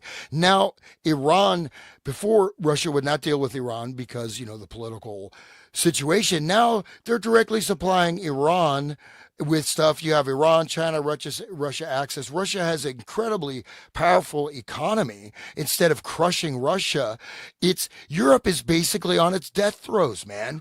I mean, Germany, almost every city in Germany is bankrupt. I mean, and they're reinstating the draft, and it's like I hate to say it, but the United States couldn't even they have now all of their troops are being rotated. They have the most advanced battle techniques. And the fact is, they have the most advanced weaponry and they have the most dedicated patriotic troops. And they all have battle experience. What's, pressing a button on a friggin' joystick? I just killed some terrorists. That's not stand in battle, face to face battle. So it is impossible. Barring destruction of the entire planet, for this to lead anywhere except for what? I mean, they've killed how many millions of Ukrainians? Millions. I mean, it's an absolute bloodbath and a genocide that never had a chance of succeeding, and it obviously doesn't. Yet they're still pushing it. And succeeding at what though? What is the true plan? Yeah, unless it's like that, shifting of the world order to China. Yes, which seems to be like, oh, let's I've been going China around and Russia working together now. Like they going around to do that, right? Going around the Rust Belt, America was like the strongest industrial power in the world. Now it's screwed. Right. I mean, and what started in the 80s. We're all vaxxed up and a bunch of trannies. And like, I mean, what the hell? Like, but we have safe spaces. And And we're all special in our victimhood. Our safe space is behind that blade of grass with our gun. Every one of us. Assault. Like, how else can you explain it? Of course, yes. Right. But there's no, I mean, the thing is, at least there used to be, so World War, whatever World War One, there was at least some, like even the Civil War was engineered, to a certain degree, whatever. But at least there was a believable backstory. At least, okay, you find out it's lies, but at least there's something that has some belief. This stuff is just retarded, dude. I'm sorry to use the word moron. Sorry to can we define what a moron is? He's talking about how bad it is that there's all these morons, but this dude is in fact a moron. People that are eugenicists are morons, because a moron is someone who cannot cognize moral truth. They falter in morality. That's why it's moron. That's why it's named that, because they can't understand morality. They're that stupid. They don't understand what moral right and wrong is. So all of these psychopaths are morons. Okay, let's just use the real words as they are. This is just interesting. Esterbrook was in a newspaper article in 1933 talking about war. So he was in Europe making dispatches. I thought that was kind of interesting. I don't have like the close up of that, but he's mentioned in these other articles using hypnotism and this is an interesting, that's him on the right smoking. Can't really see it very well in this. Your achiever receives new hypnotic type boost. Yeah. Right. So the blurb says psychologist George Hoban Esterbrook sits with the rest and a student in Hamilton. I think he's in Hamilton. I just wanted to say another thing, that war is where we get shell shock from. Like, war is necessary to traumatize all the young males for the next thing that they're going to bring. You know, they had to do World War II to traumatize them into go home and breed and have electric kitchens and, you know, be part of capitalism. We won, you know, the world. And then it like reframed how everybody thought, and like they came home from this terrible place, they can't think about it and they're shell shocked, you know. And now we have this new understanding of what, you know, post-traumatic stress disorder and even like trauma-based mind control, you know, like it is effectively breaking the legs of Grok, you know what I mean? Like, that's what war does to people, and it traumatizes everybody. This article is really interesting because it starts out, techniques derived from hypnosis, but not hypnosis itself, are being used successfully on an experimental basis in a central New York high school to aid pupils who are underachievers. One technique is autosuggestion. The pilot program was begun last year at Hamilton High School. This is 1969. And will be continued in the new academic year. The originator of the program and the technique is Dr. George H. Esterbrook, Professor Emeritus of Psychology. So he'd already done teaching of psychology at Colgate University. Esterbrook is a nationally recognized authority on hypnosis and career counseling. Goal of the counseling was to get youngsters to think more highly of themselves in regard to seeking academic success. Remember, in this document we're going through, he talked about being in disguise or in guise and different things. Right. Like he was going to fake being at YMCA or whatever. So here's this thing where they're like this constant thing of the deep state filtering through kids and like teenagers, probably to find the right patsy or whatever Right. they're doing. Just like the GATE program, gifted Right. and talented, whatever. Yeah, right. Yeah, that's what they're doing. So That's incredible stuff, the yeah. NASA, the GATE kids went to NASA and stuff. They would like bring them to the NASA place and did all kinds of stuff to them that they don't remember, you know, like, Right. I don't have any memory. Do you have any amnesia? I sure do. I don't even know what happened. It's, Oh my God, he just looks like I mean, he's hitting There he he's hitting a cigarette. But I imagine you go like you're literally going for your guidance counseling. You end up being hypnotized by Esterbrook. And God, Right. who knows what he's doing to your mind, man? You of know, course, this was in 1968 too, right after the Summer of Love, like right in the main thick of it, right there. Right. Good point. Yeah. Oh man! Right Incredible after stuff. year one was 66 for the Satanic Church, and then year one was 67 with the Rosemary's Baby, and then like, you know, this is the year one, I guess, of their like full-on mind control of everybody. And Power which dictators Mussolini, Hitler, and Stalin have over subjects may be mass hypnotism. Masters of the trance use it as social force. And so he's mentioned here in the article later. Let me see if I can find the actual quote. It's hard to read. But these, I mean, they put a lot of like effort into some of these, you know, visuals. isn't that and the stuff. double cross? Like, isn't that like a cross with two crosses, like a double cross, right? it's a double cross. It's also like, I mean, there's some weird. You can't zoom in on that, can you, William? I just want to see. I'm that. trying to. I don't The know. graphics are really weird in this article because you got the eyes, you know, like look, there's like a weird thing coming out of his eye, like a nipple. Do you see that? Going under. Then what does it say? Boner? No, I can't read that word. Dude, this is a weird Rorschach test for you, buddy. No, I can't read it. It just looks like what Look does it say? closer at the boner, please. What does it say? I can't read it from here. Like Going I don't under, look at under, coming out. A Texas going under. rattlesnake Yeah, right. Yeah. hypnotizing its prey. A chaparral bird seen at right. Wow. Did snakes hypnotize? Chaparral yeah. bird hypnotized by the rattlesnake shown at left, which is about ready to strike. That was Wow. even in Roald Dahl's Ricky Tikki Tavi. I remember that because my kid loves that cartoon of that, and that's one of the things, like the Nag whatever, the evil snake. Don't look in its eyes because it will put you under hypnotism, and then you'll be taken, you'll be eaten. Yeah.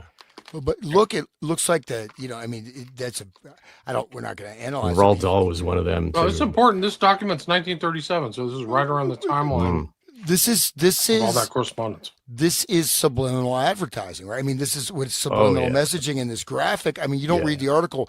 There's enough in this weird graphic that's going to go in your brain. I mean, that eye, look at the eye on the right side, the eyebrows connected directly to the lady's brain, like it's pouring into her brain. Right. And what is that weird little, sorry to use what it looks, to me, it looks like a, I don't know what you call it, a nipple or a dimple coming, like the little pointer thing coming out of the eye. So I don't think it's even an eye.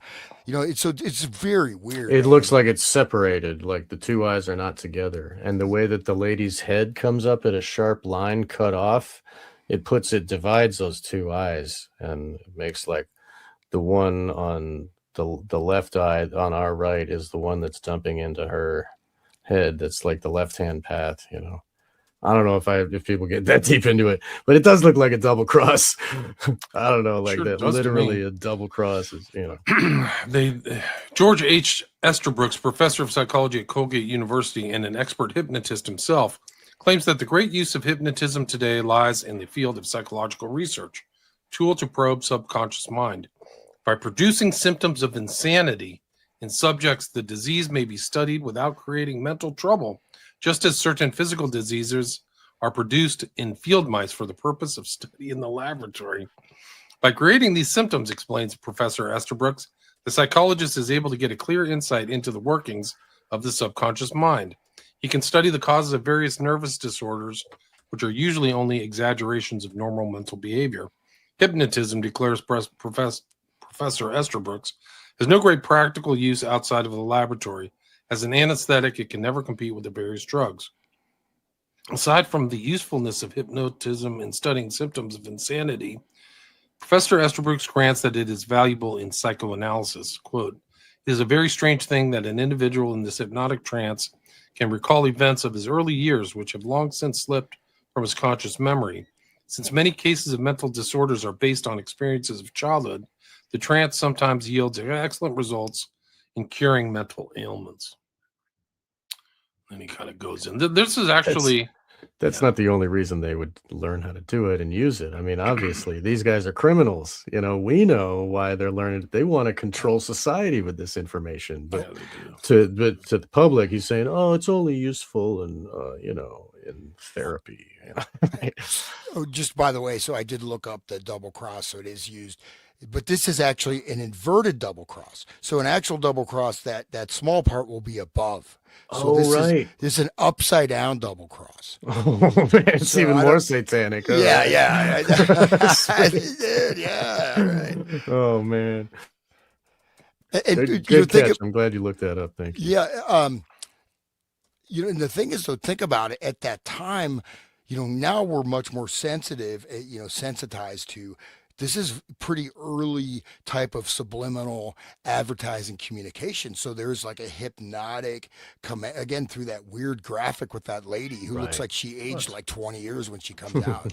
She looks like, I don't know. She's not smiling anymore. She's smiling the first, but then like, and it's also got that Big Brother kind of, the eyes are like the Big Brother eye, it's got that kind of, man. But anyway, so the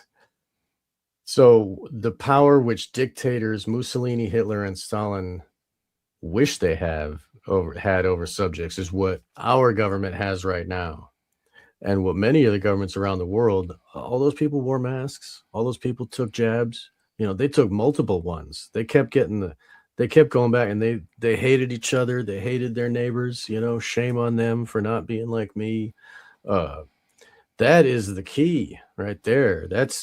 And I know we talked about it earlier. I kind of mentioned how, in 2021 when people were disagreeing over, oh, you can't come in here, and like, oh, my neighbor, I hate my neighbor, he's not wearing a mask. But now it's like, I hate my neighbor because he likes Trump, and I like the way that they hate so much that they're ready to pull a gun, and like, you know what I mean? It's gone much farther than where it was, is all I'm trying to say. Like the progression, it seems like, oh, it's okay now. Nobody's like pissed off anymore. We're back to normal. But then when one little thing flashes off, people trigger out, and they just like, like little kids, we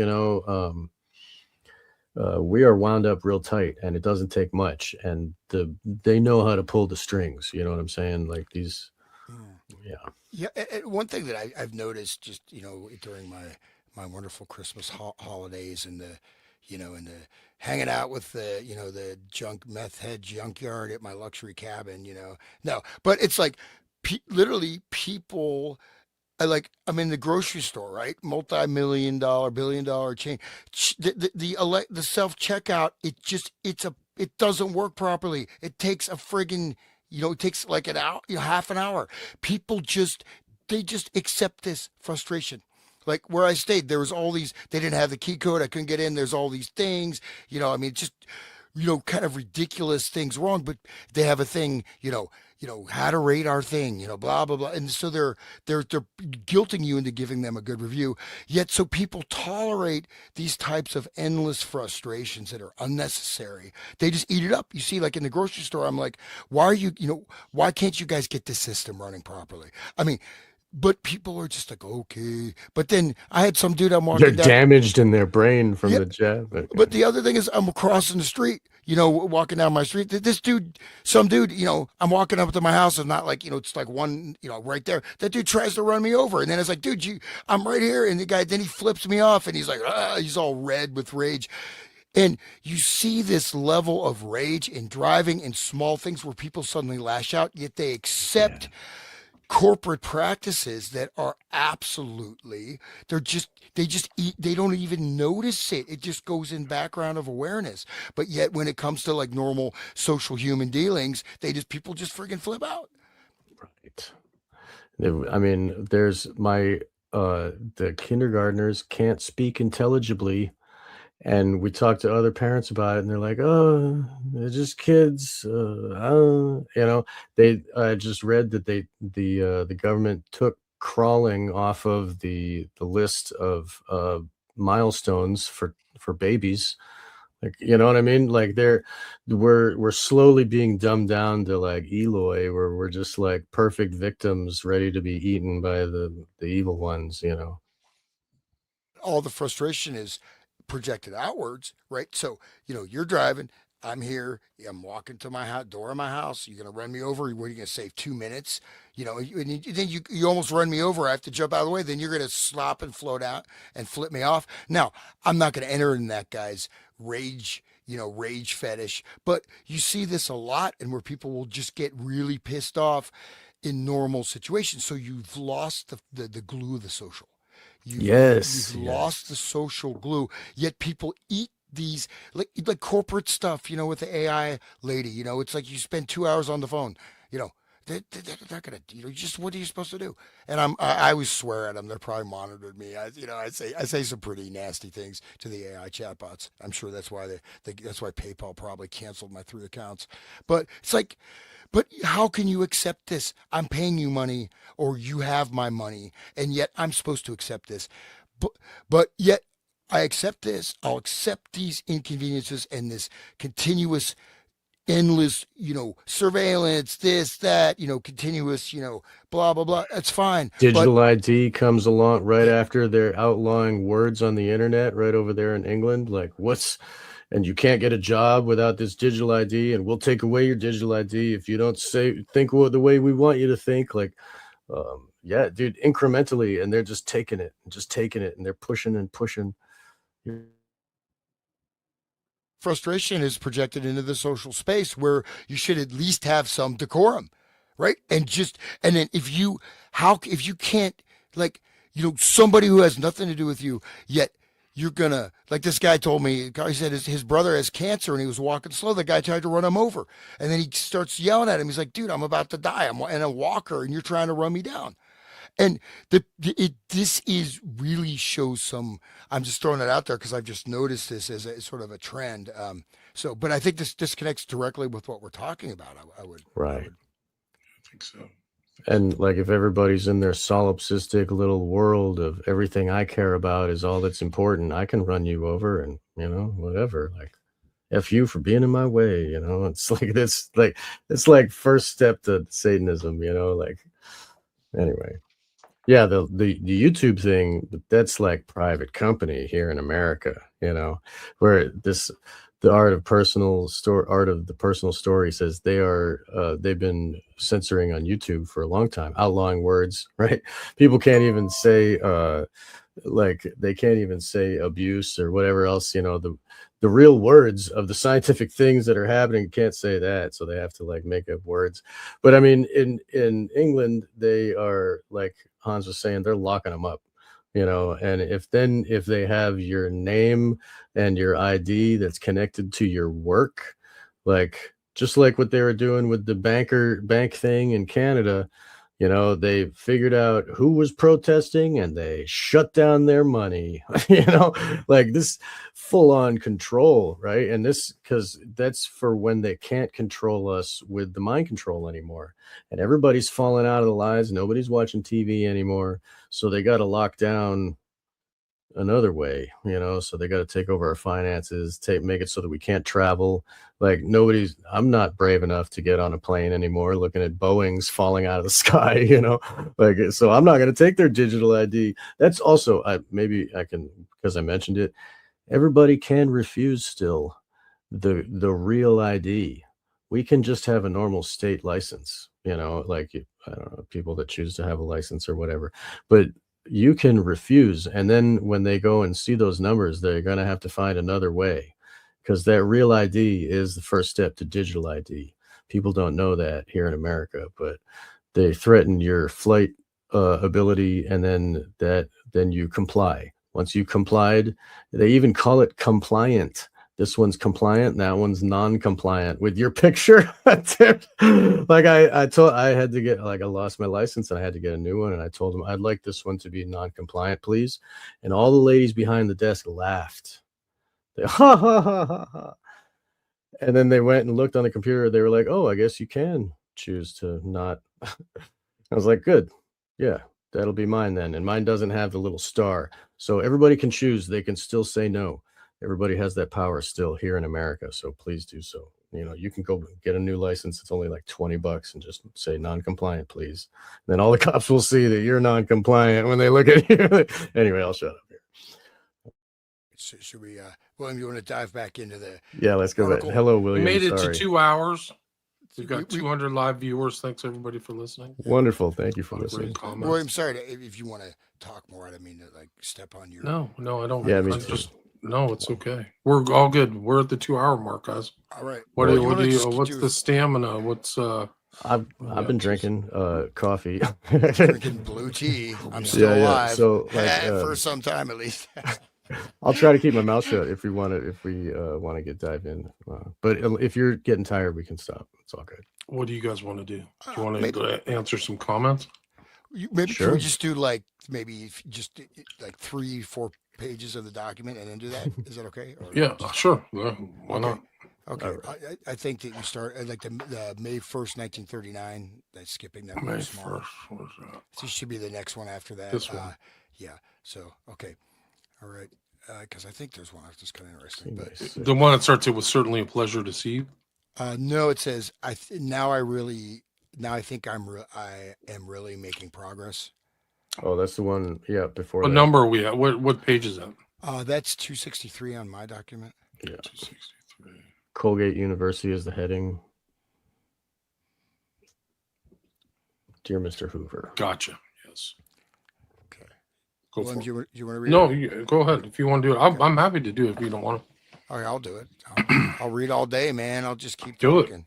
I won't stop talking until they I don't know until they Can't stop, won't stop. dude. What I if mean, they? away from You know, just one thing, not to freak everybody out. A little bit of paranoia, fear porn, but what I'm seeing, the way people are responding, what extent do people just like, even you see with the masking, you just suddenly have these like friggin' zombie shock troops, right? You just turn them on and you just like, I mean, you know what I mean? You got all your, whatever MI6, your satanic Nicaraguan gangs, we got about lots of Somalis there. I'm sure some of them are nice people. If they're not trying to hack you with a machete, just kidding. There's good people on both sides. Absolutely. But what I'm saying is that, I mean, but it doesn't, I mean, it's like, I mean, I'm seeing where, people are in, if you see literally people, if you really observe closely, if you have the cojones to do so, you can see people are in a trance state. A lot of people completely in a trance state. They're really not aware of the world around them.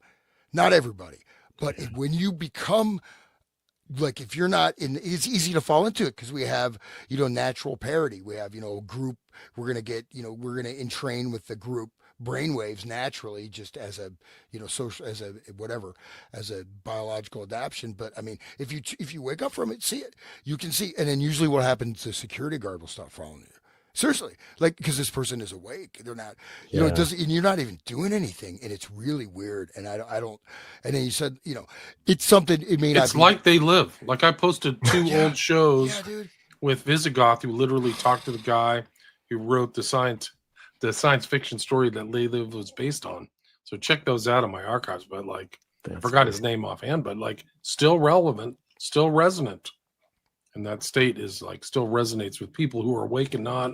Goes back to the concept of the Grockian clown. Like it's really bad. I mean, I spent people who like in my family talking to them over the holidays. It's just like, whoa, we are in a completely different mindscape. Like it is totally different. What you know and what I know is like, I don't even know how. It's just like you've been just like Bill Casey, that you've been given a full set of knowledge that's all fake. It's that bad. The problem is that our lexicon, we refer to things actually that are pseudo kind of semi-fiction, like 1984 for words that can describe what's happening, but there's words aren't. We're grasping for it. You can see it just in our dialogue and our exchanges. What's happening? Oh, I reference this film, They Live. I reference 1984. I reference Condon. But there's like something even more profound, and like you talk about different types of people or something, but there's different types of outlooks and different types of like understandings of things philosophically that are so different that it's real trip. And the other thing is that you can hear people who've indulged in the alternate media because they can finish other people's sentences and they know things. Like the Candace, like I was at a bar and the bartender knew the Candace investigation, but the other people were like, I have no idea what you're talking about.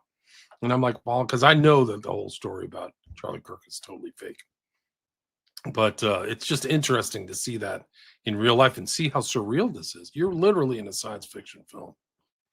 And one Hey, thing, it's you see them get put in the bubble, and it's like you watch them get entranced. They're all believing like the whole like in 9/11 and the other ones, and you watch them fall into the trance, and there's nothing you We can got do. attacked by 19 terrorists, you bad. Yeah, let's turn the Middle East to glass. I know people who still believe that.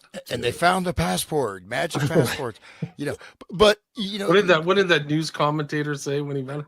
If you can believe that. If you can Like, believe literally that, says it on. dude. or the best one is They the found his BBC. passport, if you can believe that. Dude, the BBC host is talking about, and tower number, 7. as 7 has gone down and it's still there. And then, like, they like, oops, you got the timing off. You can see it in the background. But no, but here's a distinction though. Like, okay, me, right? Whatever my opinion is, right? If you don't agree with me, that's fine. I mean, we can have a discussion or not, and you can go, but even if it doesn't really affect me, it's just like, okay, maybe I pity you for being a Grockian clown, maybe, and maybe I'll just laugh at you, but in my sleeve or something. But I'm not going to react. You bring up something, you go against whatever, maybe Russia, it could be this, that you go against them, and they're going to flip out. they're going to, a lot of times they're going to respond with an anger, caustic, or even like, you're not my friend anymore, or whatever. And like, if you don't, like, I have an open mind, you're welcome to believe what you want. I mean, if I have the energy or will, maybe I can try to convince you, or maybe I won't waste my time. But if you don't believe what I believe, that doesn't have any impact on me whatsoever. None. But yet, so many Right. people, have you noticed this? Like, if you go, they have the certain lines of belief system. If you push that, they're going to like, whoa, you know what I mean? So that Mhm. shows that's the cognitive dissonance kicking in. That is also a hypnotic programming defense, almost, right? Because you get that defensive and aggression. You can disagree with what I believe. Okay, well, here's the factual basis for what I believe. You disagree? That's, you're dumb. I'm smart. But That's it. then I'm just they kidding. but they band together against you because you're one of them, and then they all band together with their like, we are us, and then oh, we love us, and then they turn their evil anger towards you because you're the other. And then when we're all trying to be free together, they just use their democracy against us and say that we're a bunch of deplorables and you know, like whatever, paint us up like, oh, you listen to Alex Jones or you're like a Trump, you like Trump. Like, I mean, I'd tell somebody some truth and then they'll be like, whatever, QAnon, and just walk off all proud, like they told me some shit. Like, man, it's bad. No, Like, it's bad. It's really bad out there. Trust the plan, dude. Come on. yeah, right. This is The 11. plan. This is Oh, dude. Tesseract chess. Right. The Tesseract is the plan. That's right. That's the real plan. Yeah. Okay, I'll read here it go. Okay, now I think I am really making progress. In other words, I appear to have stirred up somewhat of a battle within the ranks of the profession. Mr. M.F. Erickson, State Hospital, Eloise, Michigan, takes violent exception. Notice violent exception to Roland's recent article in the Journal of Abnormal and Social Psychology.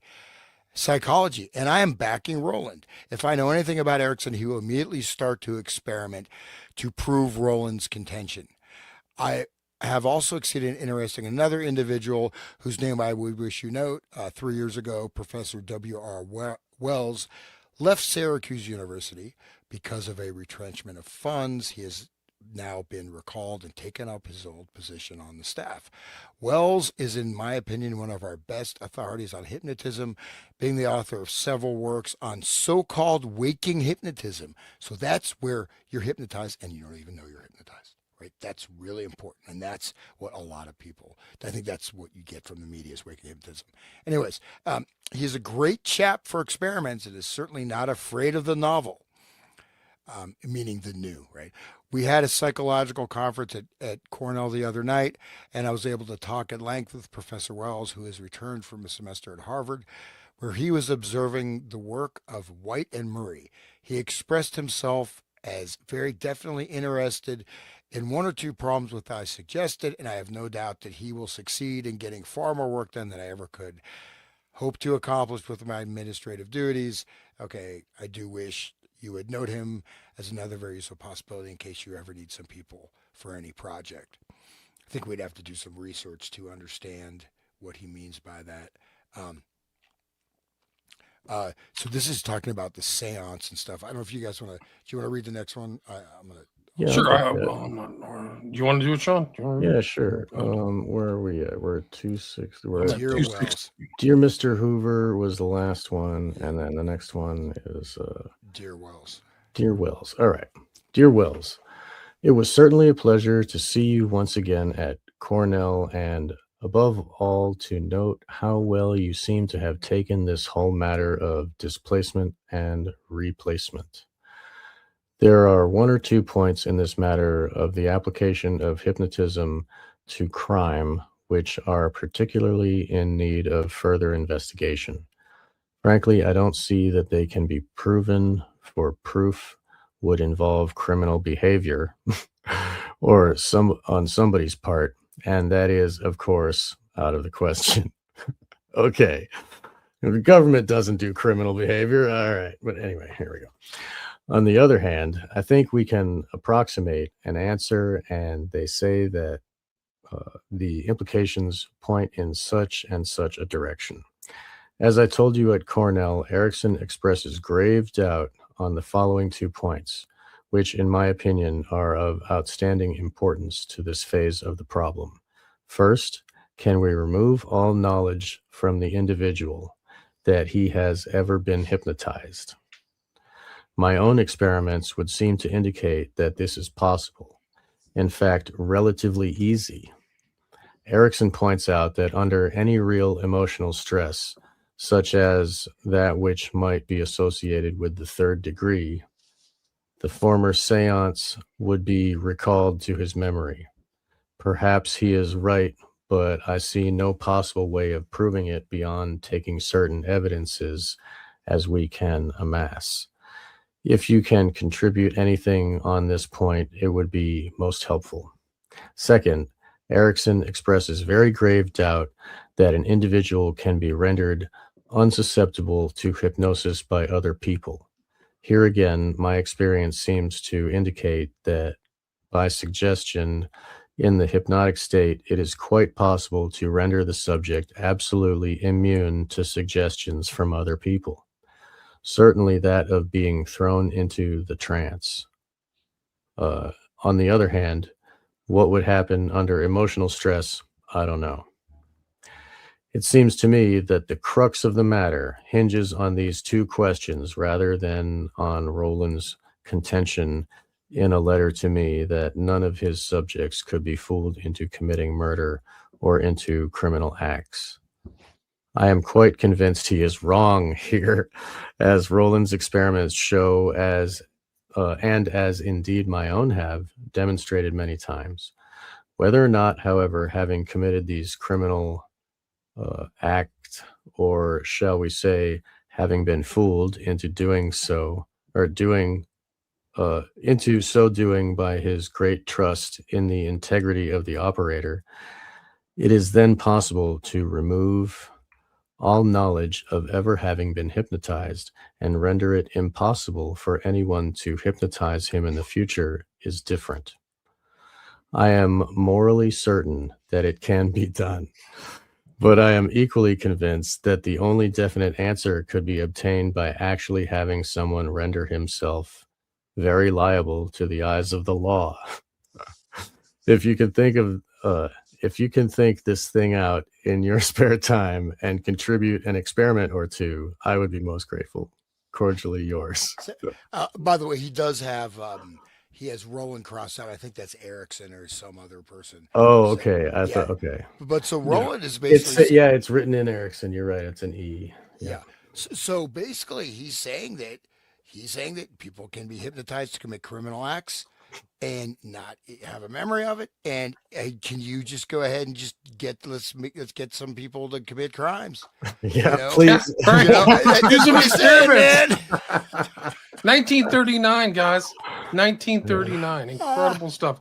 And if you go back to these kind of things here, this is like a meeting they did in Oswego. This is how the Seth woman reached out to them. But this is Oswego from 65. And he's still talking. I'll have to get this so we can read it. But Erickson and Estabrooks are still friends. So they were friends for 30 years, exchanging stuff. And all this stuff at this hypnotism conference, it's like all for public consumption. It's all like, oh, yeah, we're really helping out. And they're talking about like replacing people's brains and amnesia and then blocking insight from another hypnotist.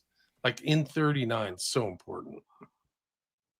Oh man. And It's copies so amazing that we destroyed. have this on the Literally recording. says copies destroyed on the bottom left hand Yeah, side. it's Like, get rid of these copies, man. Don't let anybody see this. Like, Yeah, don't say it on Wake the Dead or Resonant State. never. Then I think he sent something back. I think this is from Hoover, because I think that's an H there on the bottom of the page. Dr. Estabrooks, thanks for your letter, May 22, 39. I'm looking forward to receiving a copy of Dr. Erickson's manuscript when it's published. Though Erickson must have put out a book around this time, is my guess. I haven't really validated, but here's another one. Hoover includes 2 copies of a letter I'm sending to Dr. Erickson, Eloise State Hospital. He's just submitted to me a manuscript listing 31 cases, or shall we say, unethical suggestions to various people. So he did 31 cases of unethical suggestions. All his results are at sharp variance with those of Roland. As soon as he publishes this, I will take care that you either get a reprint or that I at least tell you where the article appears. Wow. Right to Hoover. Like right on the letterhead, all that stuff.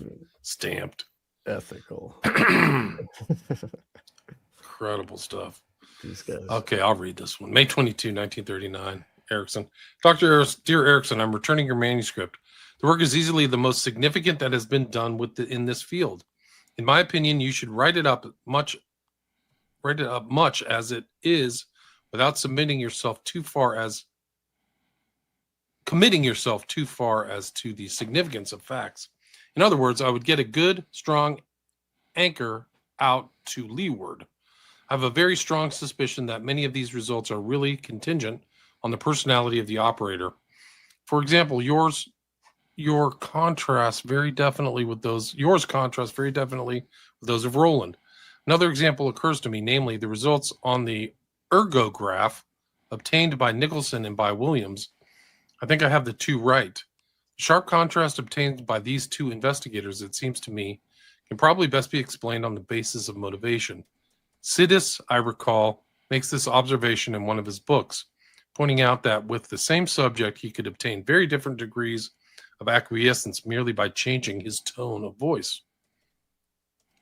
Of course, I have repeatedly pointed out to my superior, Dr. Cutter, the technique you use is above all things the technique I would avoid in the particular type of criminal suggestion in which you happen to be most interested. Where you run into direct conflict with the will of the subject, I would always suspect that results would be more or less like your own. For that reason, I was much surprised with Roland's experiments. Frankly, I would have expected his subjects either to have awakened immediately or to have behaved more like your own. But facts are facts. I will be much interested to see his further work. My entire contention is that if proper rapport is established, then at least a certain number of subjects can literally be fooled into committing a crime. Provided the subject is quite convinced that you mean no harm and that you are using him merely to demonstrate a point, then my own inadequate experimental work would seem to indicate that he would put fake poison into my coffee and would forge a check which he knew I was going to tear up immediately and would snap a revolver loaded with dummy ammunition at an individual. That's Sirhan Sirhan right there. They're literally talking about Sirhan Sirhan's ex.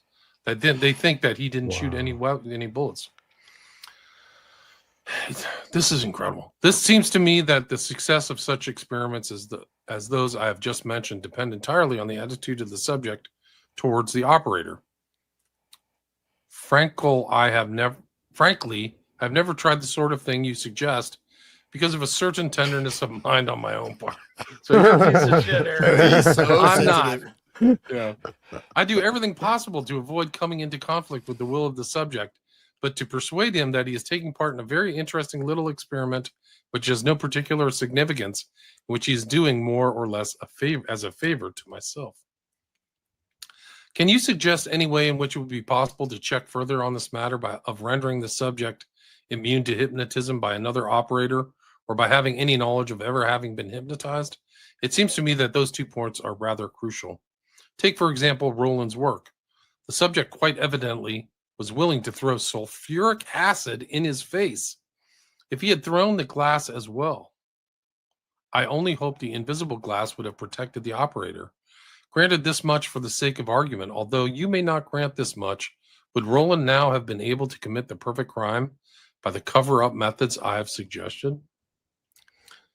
I certainly hesitate to take issue on a point like this with yourself. It is the type of experiment which I'm particularly unqualified to carry out. I am not hard-boiled enough. I don't think we can really answer the question until we are allowed to operate under war conditions where nobody asks questions, but perhaps we could approximate an answer. Once again, allow me to congratulate you on this work. Had I attempted this, I would certainly be in the Utica State Hospital myself at this particular moment. On the other hand, I wouldn't commit myself too far when I write up results. Keep a line of retreat open just in case. With your permission, I'm sending a copy of this letter to Mr. Hoover, since I'm anxious that he will have all sides of the question filed in his office. Cordially yours, Esper. Incredible document. Wow. That is an intense Yeah. missive right there. I Yeah, mean, that that is. I mean, he's talking, and again, you have to see his language, the way what he expresses to Hoover about Erickson and how he talks to Erickson direct. But who knows, right? But he's saying like, nobody asks any questions. Throwing sulfuric acid, committing crimes, committing murder, like there it is. I mean, and this is. Is there any right there? I mean, even though he's so soft, he's got a soft heart. He's such a sweet. He's such a big I am not. teddy He's bear. not hard boiled enough. Wait till you get a hard boiled. But he's person waiting like for Erickson. war. Like, we Erickson need changed war. his wife's freaking personality and institutionalized her, and then started having personal relations with this 20-year-old, sidekick, and then hypnotized her. Like that's hard boiled, bro. Like that's what I think happened. That's my opinion. I don't have any proof of that. Yeah, right. Yeah, The facts seem to indicate that. Yeah, somebody from Erickson's kids I know or something. I don't Look know. at where these documents started. It was like, oh, I think mind control might be possible. Oh, look, scopolamine. Oh, look, hypnotism, right? And now all they're talking about is how can we make someone be a criminal?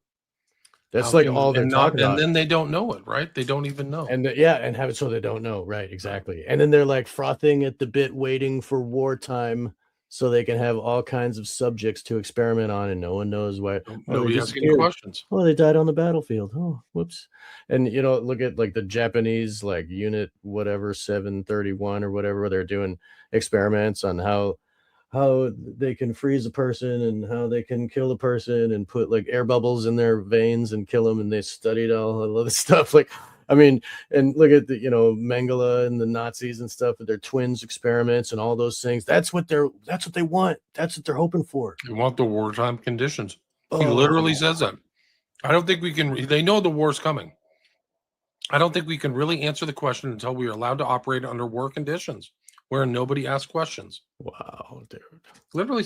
And they were paying for Hitler, right? They were the guys, the Wall Street guys, are the ones that got Hitler his job doing what he's doing. And all those scientists came over here to work for us. It was all a big operation, Bro, They this is planned- incredible. This is one of the most important misses of all of it. Yeah. 22nd. I'm glad we didn't stop. I'm glad we got that one. Yeah, maybe just do a couple more and dial this in because I'm like, this is actually pretty. We're getting to the meat, we're getting to the meat off the bones here, Yeah. and who knows they didn't get those WPA workers and the sexy secretary to be like a whatever honey Or the pot. CCC workers. Yep, you're talking about? yep, CCC, yeah, back in the beginning. But Right. anyways, so this is Estabrooks, and you could see him almost like he's just like chomping at the bit, like he's like, yeah, like he's happy, man. He's like jazzed up. He's like, even though he's got a soft little heart, tender. He's not hard boiled enough. I'm so sensitive. Oh my God. That's I the just real couldn't do Satanists, that. though. That's not the people that are That's like, part of, like, wearing the a black scam, man. t-shirt. Like, Part yeah. of the deception. It's Right. part of the guys. Like they're all in guys, but we got to keep Hoover informed. He says at the end. Yeah. And these guys are at Right. hypnotism conferences 30 years from now. It's just off the charts. Right. And then stuff that they're releasing, they probably already had, releasing in 1970. New technique, it's been around for 40 years, Right. And but there's no MK Ultra, dude. Anyways, I'll read this next one. If you don't mind, I'll do it in a Please do. sensitive voice. Yeah, don't be hard boiled. I won't be hard boiled. I got to show the emotion and that tender, soft-hearted nature of Estabrooks. Dear Mr. Hoover, I'm a little afraid that you will feel abnormal psychology has finally gone to my head when you read this. Please do realize that I don't take myself too seriously with this particular proposition.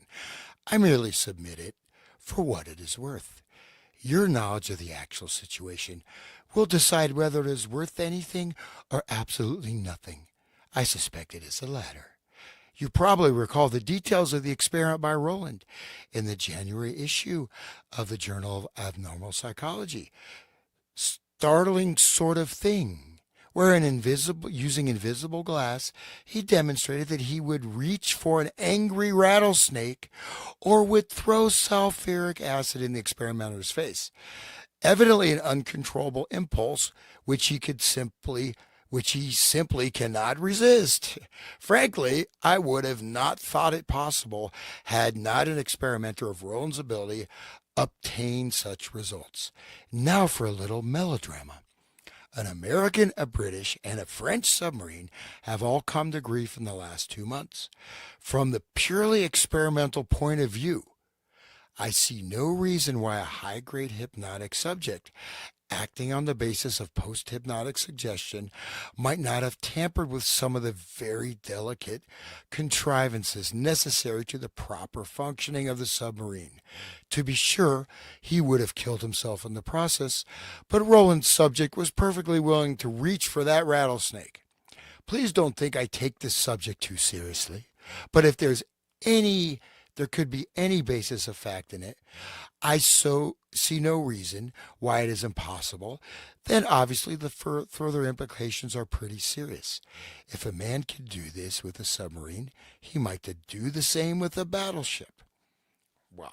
So that's implying that submarines, they may have actually been experimental subjects. Okay, anyways, go. Right. Can I just bring up Russ Dizdar one more time here, guys? Like, that's what Russ is talking about.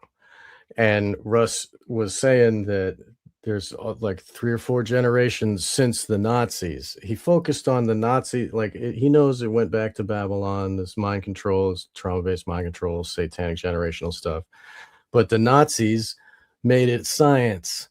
They turned it into a thing and they, all of them that he was dealing with had like German alters that knew how to speak this stuff. And in his book, he talks about, a dad just like gets a call on a phone and then he hangs up the phone and kills his whole family and goes and does some evil thing and then kills himself. This is what, somebody would never kill their whole family, but in Roland's exercise, they might do such a thing. It's so horrific, but their mind is taken over. They can't resist. They are total slave robot. Right. I think that's what he's saying. That's Roland's experiment. Right. And the Journal of Abnormal and Social Psychology. They will throw the snake or the sulfuric acid at you. Right. He doesn't believe it. Look at the intro of what a weasel Esterbrook is. I'm a little afraid. I don't take myself too seriously. I submit it for what it's worth. Your knowledge is better than me, but it may be absolutely nothing. I suspect it's the latter. And then, by the way, I can get somebody to involuntarily throw sulfuric acid on some hapless person. I know how to do it now. We know how to do it. And it might have something to do. Maybe there was some submarine accident or something. I don't know. Well, no, I think there were so there were like 3 submarines that went down in similar circumstances. Now, the next one, if you contextualize it with getting subjects to do some criminal acts, he just describes how it could be done in the next document. I don't know if you want to read that next one, William. All right. I'll get it. One of you guys go ahead. Yeah. Okay. Yeah, I'll go. Okay, this one is one on second thought, with your permission. Is that what you're talking about? Is that the one? Yes, it is. Yep. Okay. Dear Mr. Hoover, on second thought, with your permission, I will follow up my former letter with a more detailed analysis of the situation. Of course, I do not for one moment imagine this is what happened to the 3 submarines, but it is something which might very easily have happened. In my former notes, I have pointed out the fact that it is very easy to induce hypnosis by a disguised method, working under the front of a psychogalvanic reflex or any other piece of psychological apparatus. Your own lie detector would give the very best possible smokescreen behind which to carry on.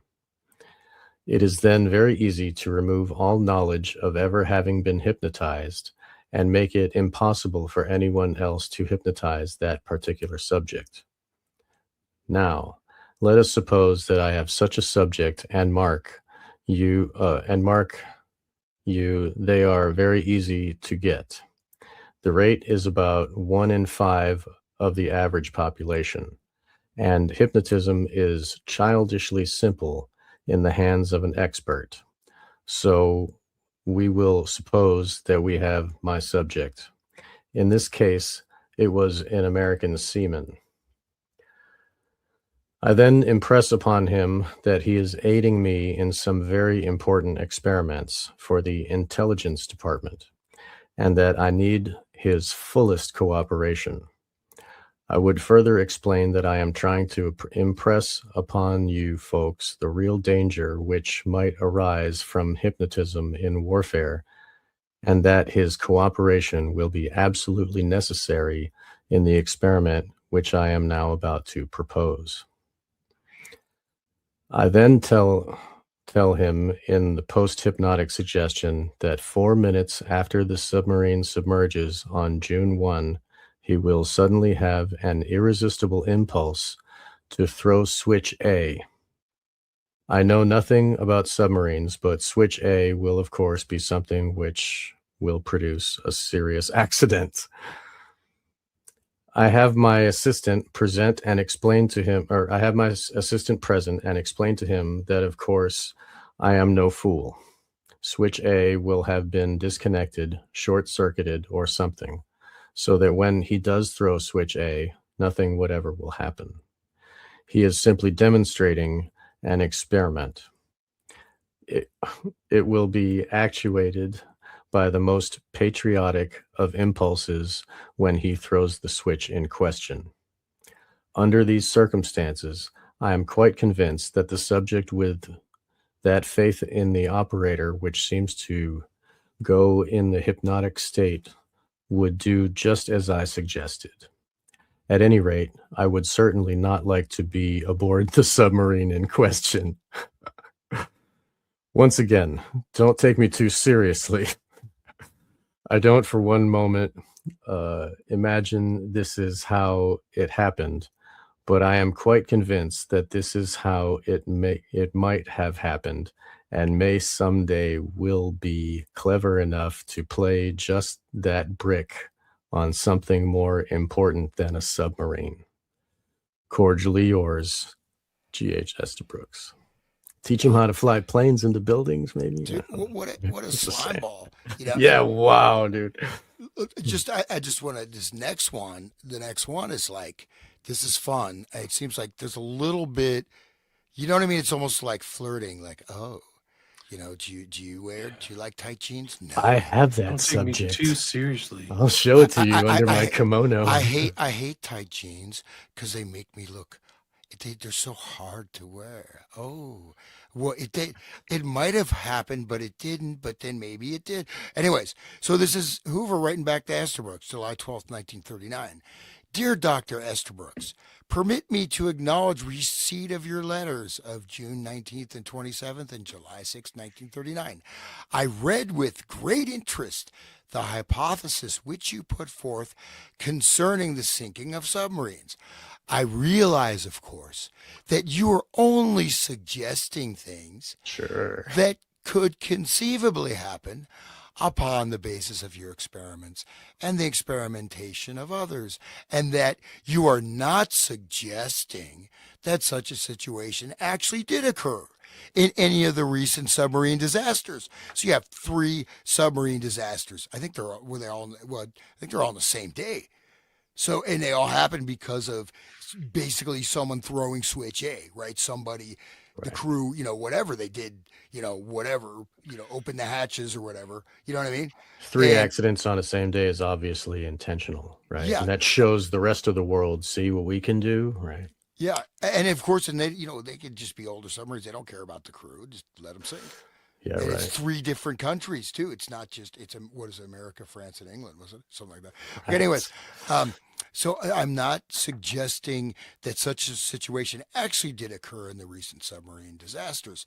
I appreciate your interest in forwarding these theories to me, and your letters are being retained in file for possible future reference in connection with the general subject matter of hypnotism. For us to read here today on the Yeah. subject matter of hypnotism. Well, and just note that earlier he's saying, well, if we could get some people to experiment with, if they don't mind going breaking the law, right? If you could offer up three subject. I think he mentions three subjects, right? A few letters back, right? He's asking, Right. So this seems a little funky, right? And it seems a little off. Coded language. Yeah, I don't Yeah. know. I mean, we could do some more research on that, but I don't know. So yeah, I'll leave it there. But this seems pretty. This is pretty. I don't know. It's kind of Damning. hardcore, man. Right. I don't know. Um, They're headed into war. They're talking about this. One of the interesting things is it validates the earlier letter that Estabrook sent out, validates this idea that people will do things under the trance if they think that they're just doing something. It's not against the law or against their will.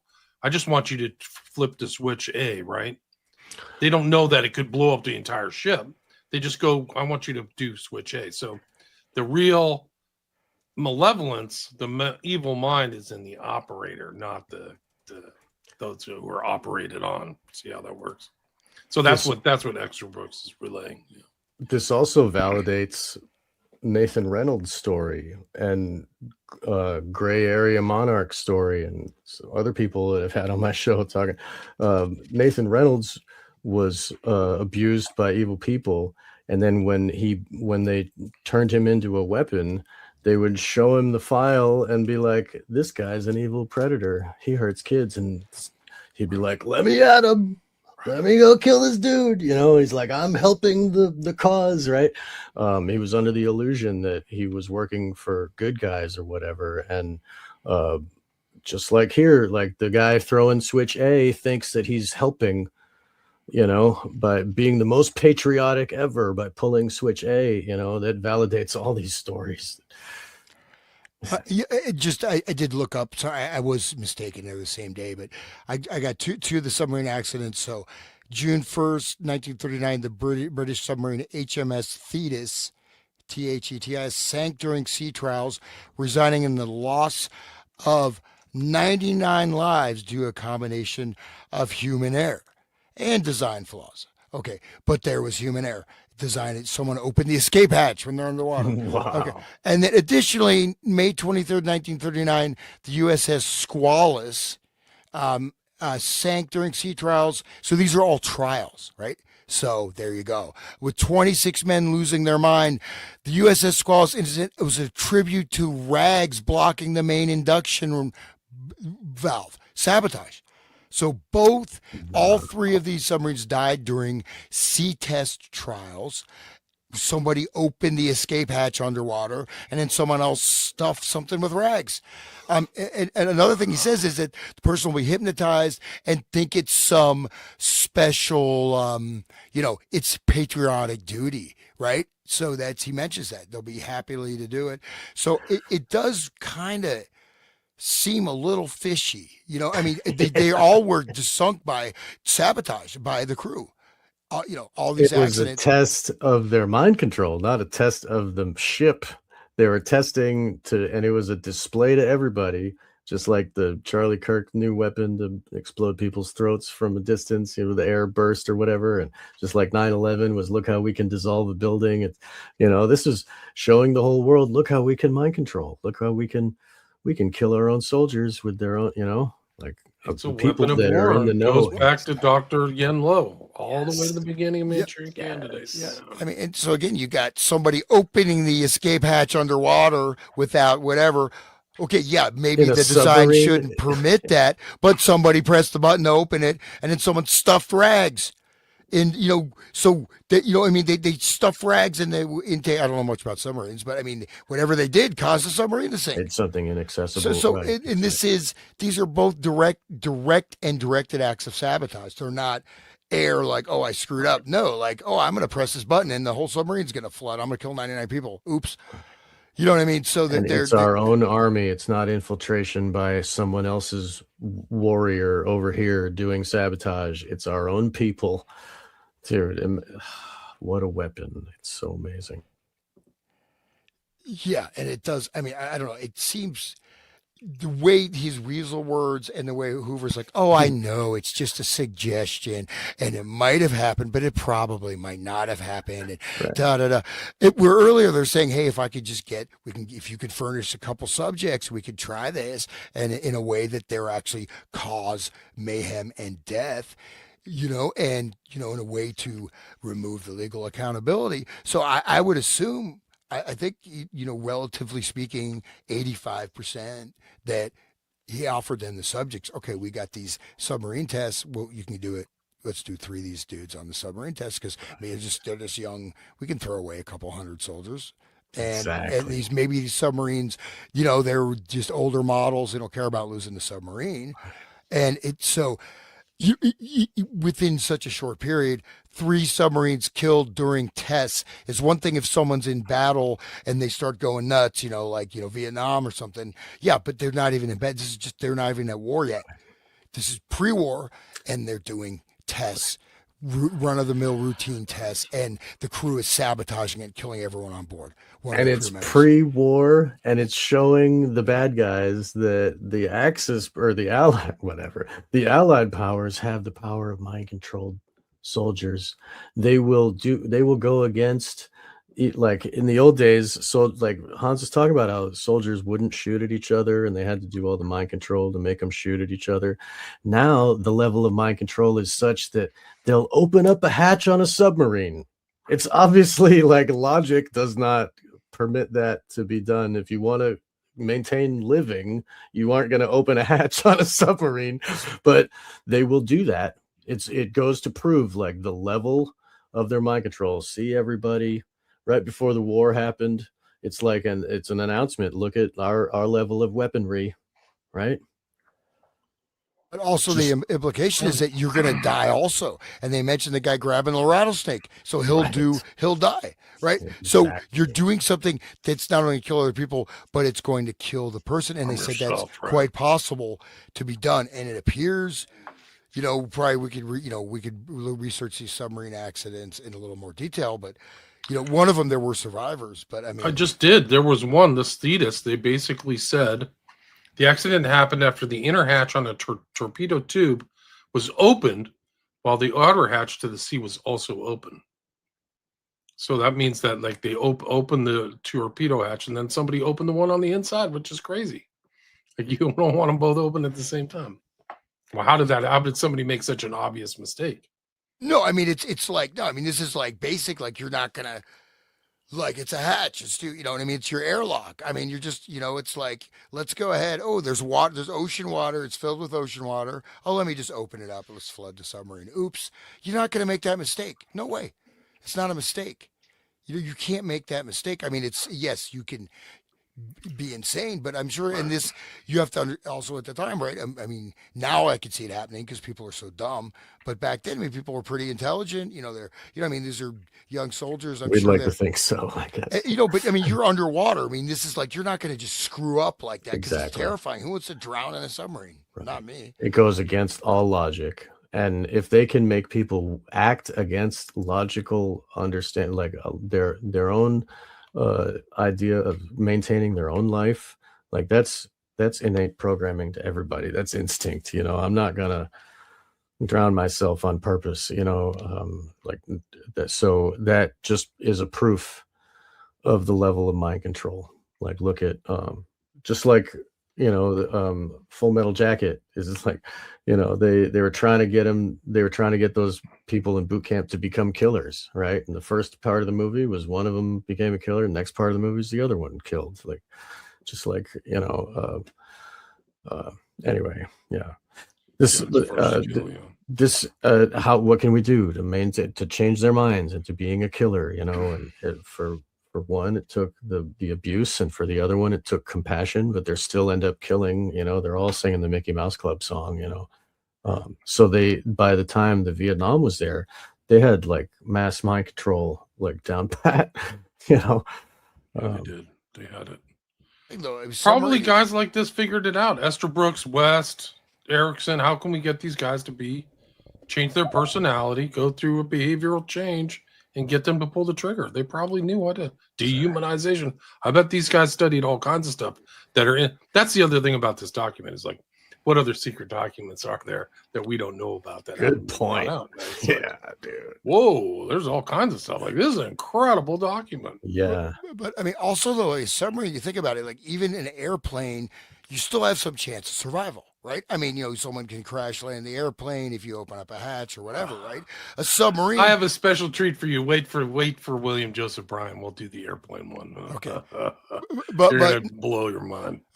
but really, I was right into this. It's incredible. But I mean, being in a submarine is a terrifying thing. I mean, you're in an enclosed space. You're basically in an underwater coffin. You're deep under the ocean. Just that is like, it's. Sorry, I mean, You're this starting is to like, sound like me. They even have small people fitting in there because it's so cramped, right? and these are all early submarines, right? Yeah. This is primal fear stuff, right?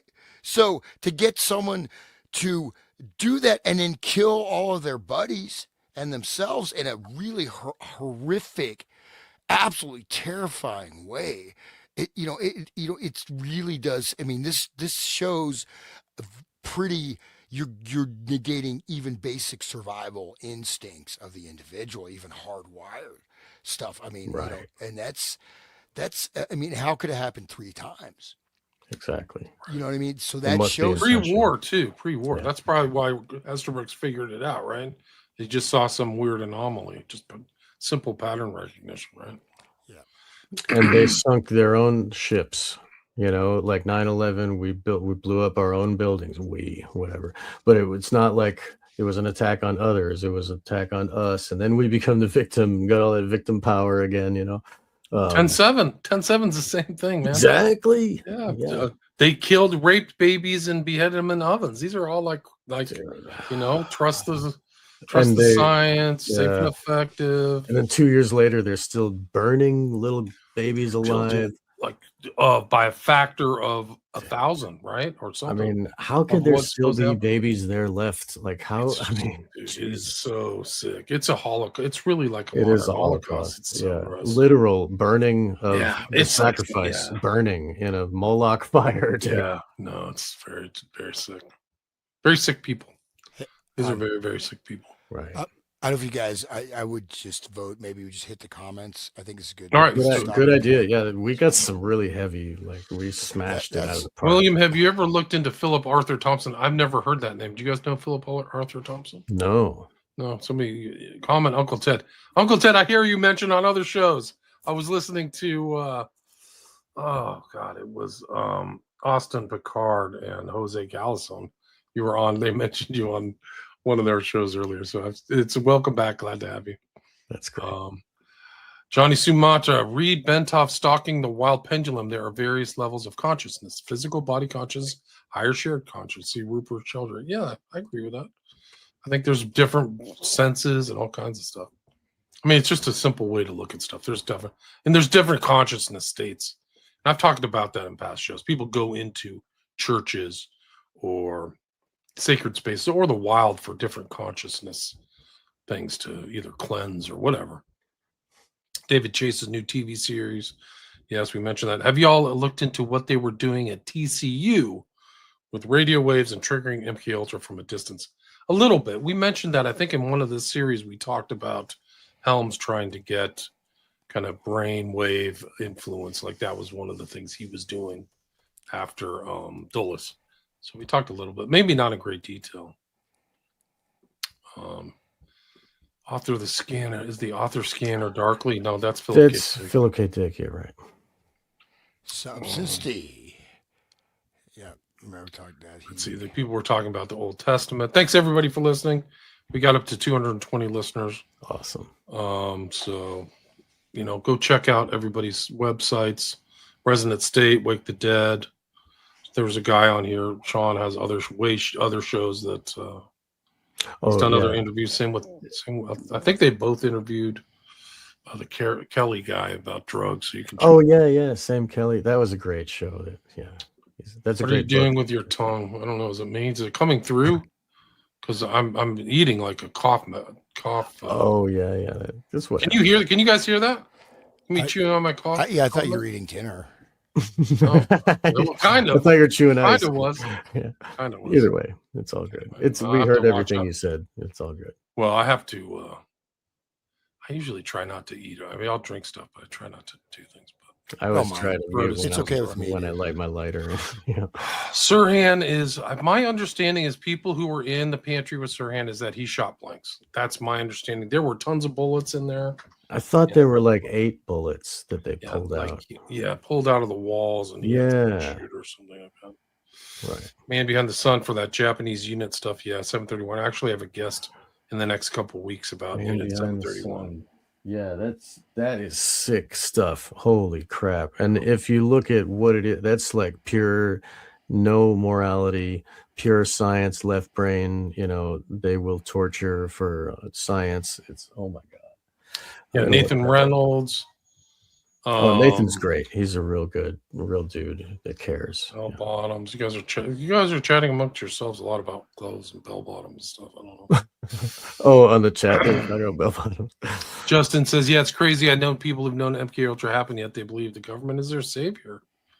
Right? Crazy. It's mind control. Statism is mind control, right? Yeah, I think somebody like what was the name of that book? The Japanese thing? I didn't write it down. No, Hans was doing something weird with his tongue. Well, I missed it. I didn't notice it. Was it visual or audio? I don't know. Anyway, I'm drinking. I was eating freaking coughs. I was doing anything with my tongue. Come on. Y'all shouldn't be ashamed. Anyway, any questions before we wrap it up, guys? Come on. One question: what was the book about the Japanese 731? It was like those comments back. I'll go back. Thank you. Man Behind the Sun. Is that a book? Is that Magister? Are you still there? I don't know if you're still watching, but is that a book? I've never heard of that book. I have heard of the book Rape of Nanking, which happened around there, which is supposed to be like one of the hardest books ever to read. It was just so freaking brutal. Anyway, thanks a lot for everybody for listening. And do you guys have anything else you guys like to closing statement or anything else you'd like to add? Just everybody should visit WilliamRamseyInvestigates.com. And okay. Y'all doing a massive service. Eat as many lozenges you want. Thank you. I appreciate it. I put down. I have the wrappers as a testament. I put down at least 10. Don't let them get to you, William. I don't. I've been called everything, guys. That's you great. can do whatever. I have skin is like I always think of Andrew Jackson. They call him Old Hickory. Oh yeah. I'm a thick skin. I don't care. Well, no, really, what we are doing a great service, and the fact that you're bringing it to our podcast, I'm so thankful that you're sharing this with Wake the Dead's audience. This is like really phenomenal, like just integral, and it's connecting everything, and it really means so much. Thank you. Yeah, thank you. Thanks for partaking. Thanks for being part of it. I think they're all important. 13 episodes, and it kind of lays it out. Like this is like they are laying it out. These are like the guys people talk about Jolly West or these guys are way before that. They're way more sinister in a real because they're like the pre-intellects before West. And Esther Brooks has got his hand in a lot of different pots. He's like investigating New Age and Cyborg and like one of these early extra ESP people, and he's with the military. One of the things is like you got to get away. And he's a Templar, Mason, whatever. Yeah, exactly. Point. It's really important to see the broader angle, broader tapestry of our huge police, huge state, because it's not just the CIA. This guy's communicating with the FBI in great detail, and also with the military, which you'll see later on. He's already connected, I think, with naval intelligence, but I think that it'll be even more stuff as we get along. We still got a ways to go, but I mean, I think that this is like even more important. I was looking through, I bought a new book on mind control. I saw this guy on Joe Rogan. I haven't listened to it yet, but I bought this book, and they don't mention this document at all. Yeah. They don't mention this. They don't mention this document at all. This guy's it just shows like an academic. I don't want to say mean things about him, but I think he's an academic at University of Texas, but just Operation Mind Control, Project Mind Control seems a little familiar. Yeah, very similar. Yeah, really. Book, right? It's kind of derivative. If you know the work of Hank Albarelli, it reads. It's like a mix of Albarelli's work and Kinzer's work. So it's kind of like I wouldn't call it like original. So But one thing just to keep in mind though too is that what Estabrook's is talking about in his big, warm, thoughtful, tender-hearted hug to humanity, right, is that as Marshall McLuhan said in the late 40s, he said basically the media has become an extension of the human nervous system, right? Yeah. So our nervous systems are now externalized into the media, so we can't even differentiate between what we're receiving from the media and our own internal experience. But what he's saying is that basically, and so this stuff was all new, right? We're just starting kind of the technological era by the 30s. I mean, it's much more, but it started in maybe 20s, maybe a little bit earlier, but it's really becoming a mass phenomena. He's saying human beings can't adjust to it. And so we basically got to kill most of the human beings because the unfit are reproducing. And so, I mean, obviously the level of nervous system stimulation we have now is like, millions of times higher than it was in the 30s, right? But this guy is saying like, well, human beings are basically slated for throw them in the scrap heap or most of them, and we just can't let these subhuman morons reproduce. But also we can't, he's saying technically, there may be some truth in this, is that human beings really were not designed to live in this externalized media bombardment. And this is one of the issues they're having with, like, say, Neuralink or other types of things where they're trying to, upload consciousness or do the brain computer interface.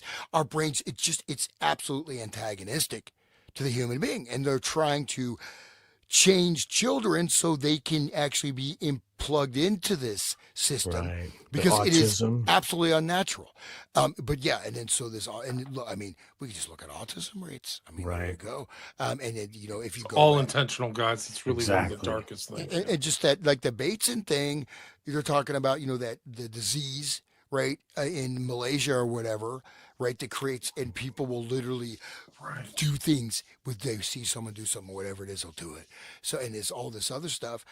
They looking for biological agents that cause that. One of them being what I think they mentioned, insulin. Or it's stuff like that. So I'm Right. saying that some of this stuff, the MK Ultra, it looks like all they were doing is most of the work looks like it was done. A lot of all the foundational work appears to have been pretty much dialed in long before MK Ultra even started. Because imagine, we're not even in the wartime. What can you do in the wartime? Just go to town, man. Yeah. You're already Right. sinking submarines, in the pre-war. What are we going to do when the war starts? And again, Don't remember scopolamine or sodium amytal too. They're juicing people from this article. Right. We did scopolamine at page 110. yeah, and so that last thing is that Man Finds Tape movie, which anybody, it gets I pretty tried dumb. watching it, dude. The second half It's is just so dumb. retarded. I stopped. You just turn it off. But what's interesting is that the preacher guy is actually saying very intelligent things, right? Of course, he turns out to be the evil person. But what I thought was compelling about the beginning is where it shows what it is actually like, right? When people are being chloroformed and hypnotized, they don't remember. When you have a mass hypnotic trigger, you just blank out, you go, right? And of course, when you're blanking out like that, you don't even know you're blanking out, right? So Right. that's what the beginning, the first half of that movie gave a real sense of what this would be like in a certain way, like what kind of society we're living in. But like, it's hard to think when you're being hypnotized. You go to your career counselor, Estabrook, your career counselor. I want to be a mechanic. Well, no, you're gonna be a program to kill assassin. Yeah, in 3 months, I'm going to have you shooting people You're from gonna a be- tower. Yeah, you're gonna Tower be at in the the Navy. University of Texas. Right. You're gonna be on this one boat pulling switch A, right? Yeah, exactly. Your name will be Johnny Walker, and yeah, But that Gerald. show, like when they watched the show, when they were watching footage of everybody going to sleep, then they fell asleep again because the screen was re-triggering what happened the first time. That show is really, that movie. Just watch the first half. The second half is dumb, but yeah, that movie. Second half is god awful. Yeah, But I so- think no, it's retarded. I mean, it's just they destroyed the movie, right? Right. It's no point why. But I It think was a that's good almost thing in the it's beginning. deliberate. It was a good like a vehicle for those ideas of the hypnosis and the whole idea of mass hypnosis and what you're saying there. It's a good vehicle for those ideas. Yeah, Gerald yeah. Gerald Hall says, "What was that speech that Dulce gave at Yale or some college where he explained the MK Ultra research was made for collective effects, not individual. It's called his brain warfare speech, and it was given in Virginia a week before they rubber stamped MK Ultra. You can read about it. You can find it online. I actually read it into my podcast. You can just type in brain warfare on your favorite thing, because I read the whole thing. But he says collective and individual things. So God bless you, William, for knowing. yeah, God all bless that you guys. stuff. Thank you. Anybody else? Any other comments? Any other questions out there? Let's see. There's a better way to get the best study. What movie? I think Man in this. Oh, what was the name of that movie you guys were talking about? Man finds tape. Oh yeah, it's. You mentioned yeah, it last time. I mean, good. yeah, just don't pay for it, and don't. I mean, Yeah. just We're stop. not endorsing it. It's not good. But just to show, this is also how sort of hypnotic or valencing, right? So when you have the preacher, he's almost sounds like Russ Dizdar, right? Yeah. Almost, but then he turns out to be the guy behind all the evil mind control stuff. So Of there's course. the valencing, right? So Right. you have the good information. Oh, okay, yeah. Okay, I'm Um, getting. Okay. I'm All right, getting guys. scolded, Peace. so. Thanks for listening, everybody. Until next time. We still have a ways to go. We're going to get there. We can Awesome. probably do 50 episodes. I hope so. That'd be great. All right, guys. Peace. Awesome. God bless. Great. Bye-bye. Thank you, guys.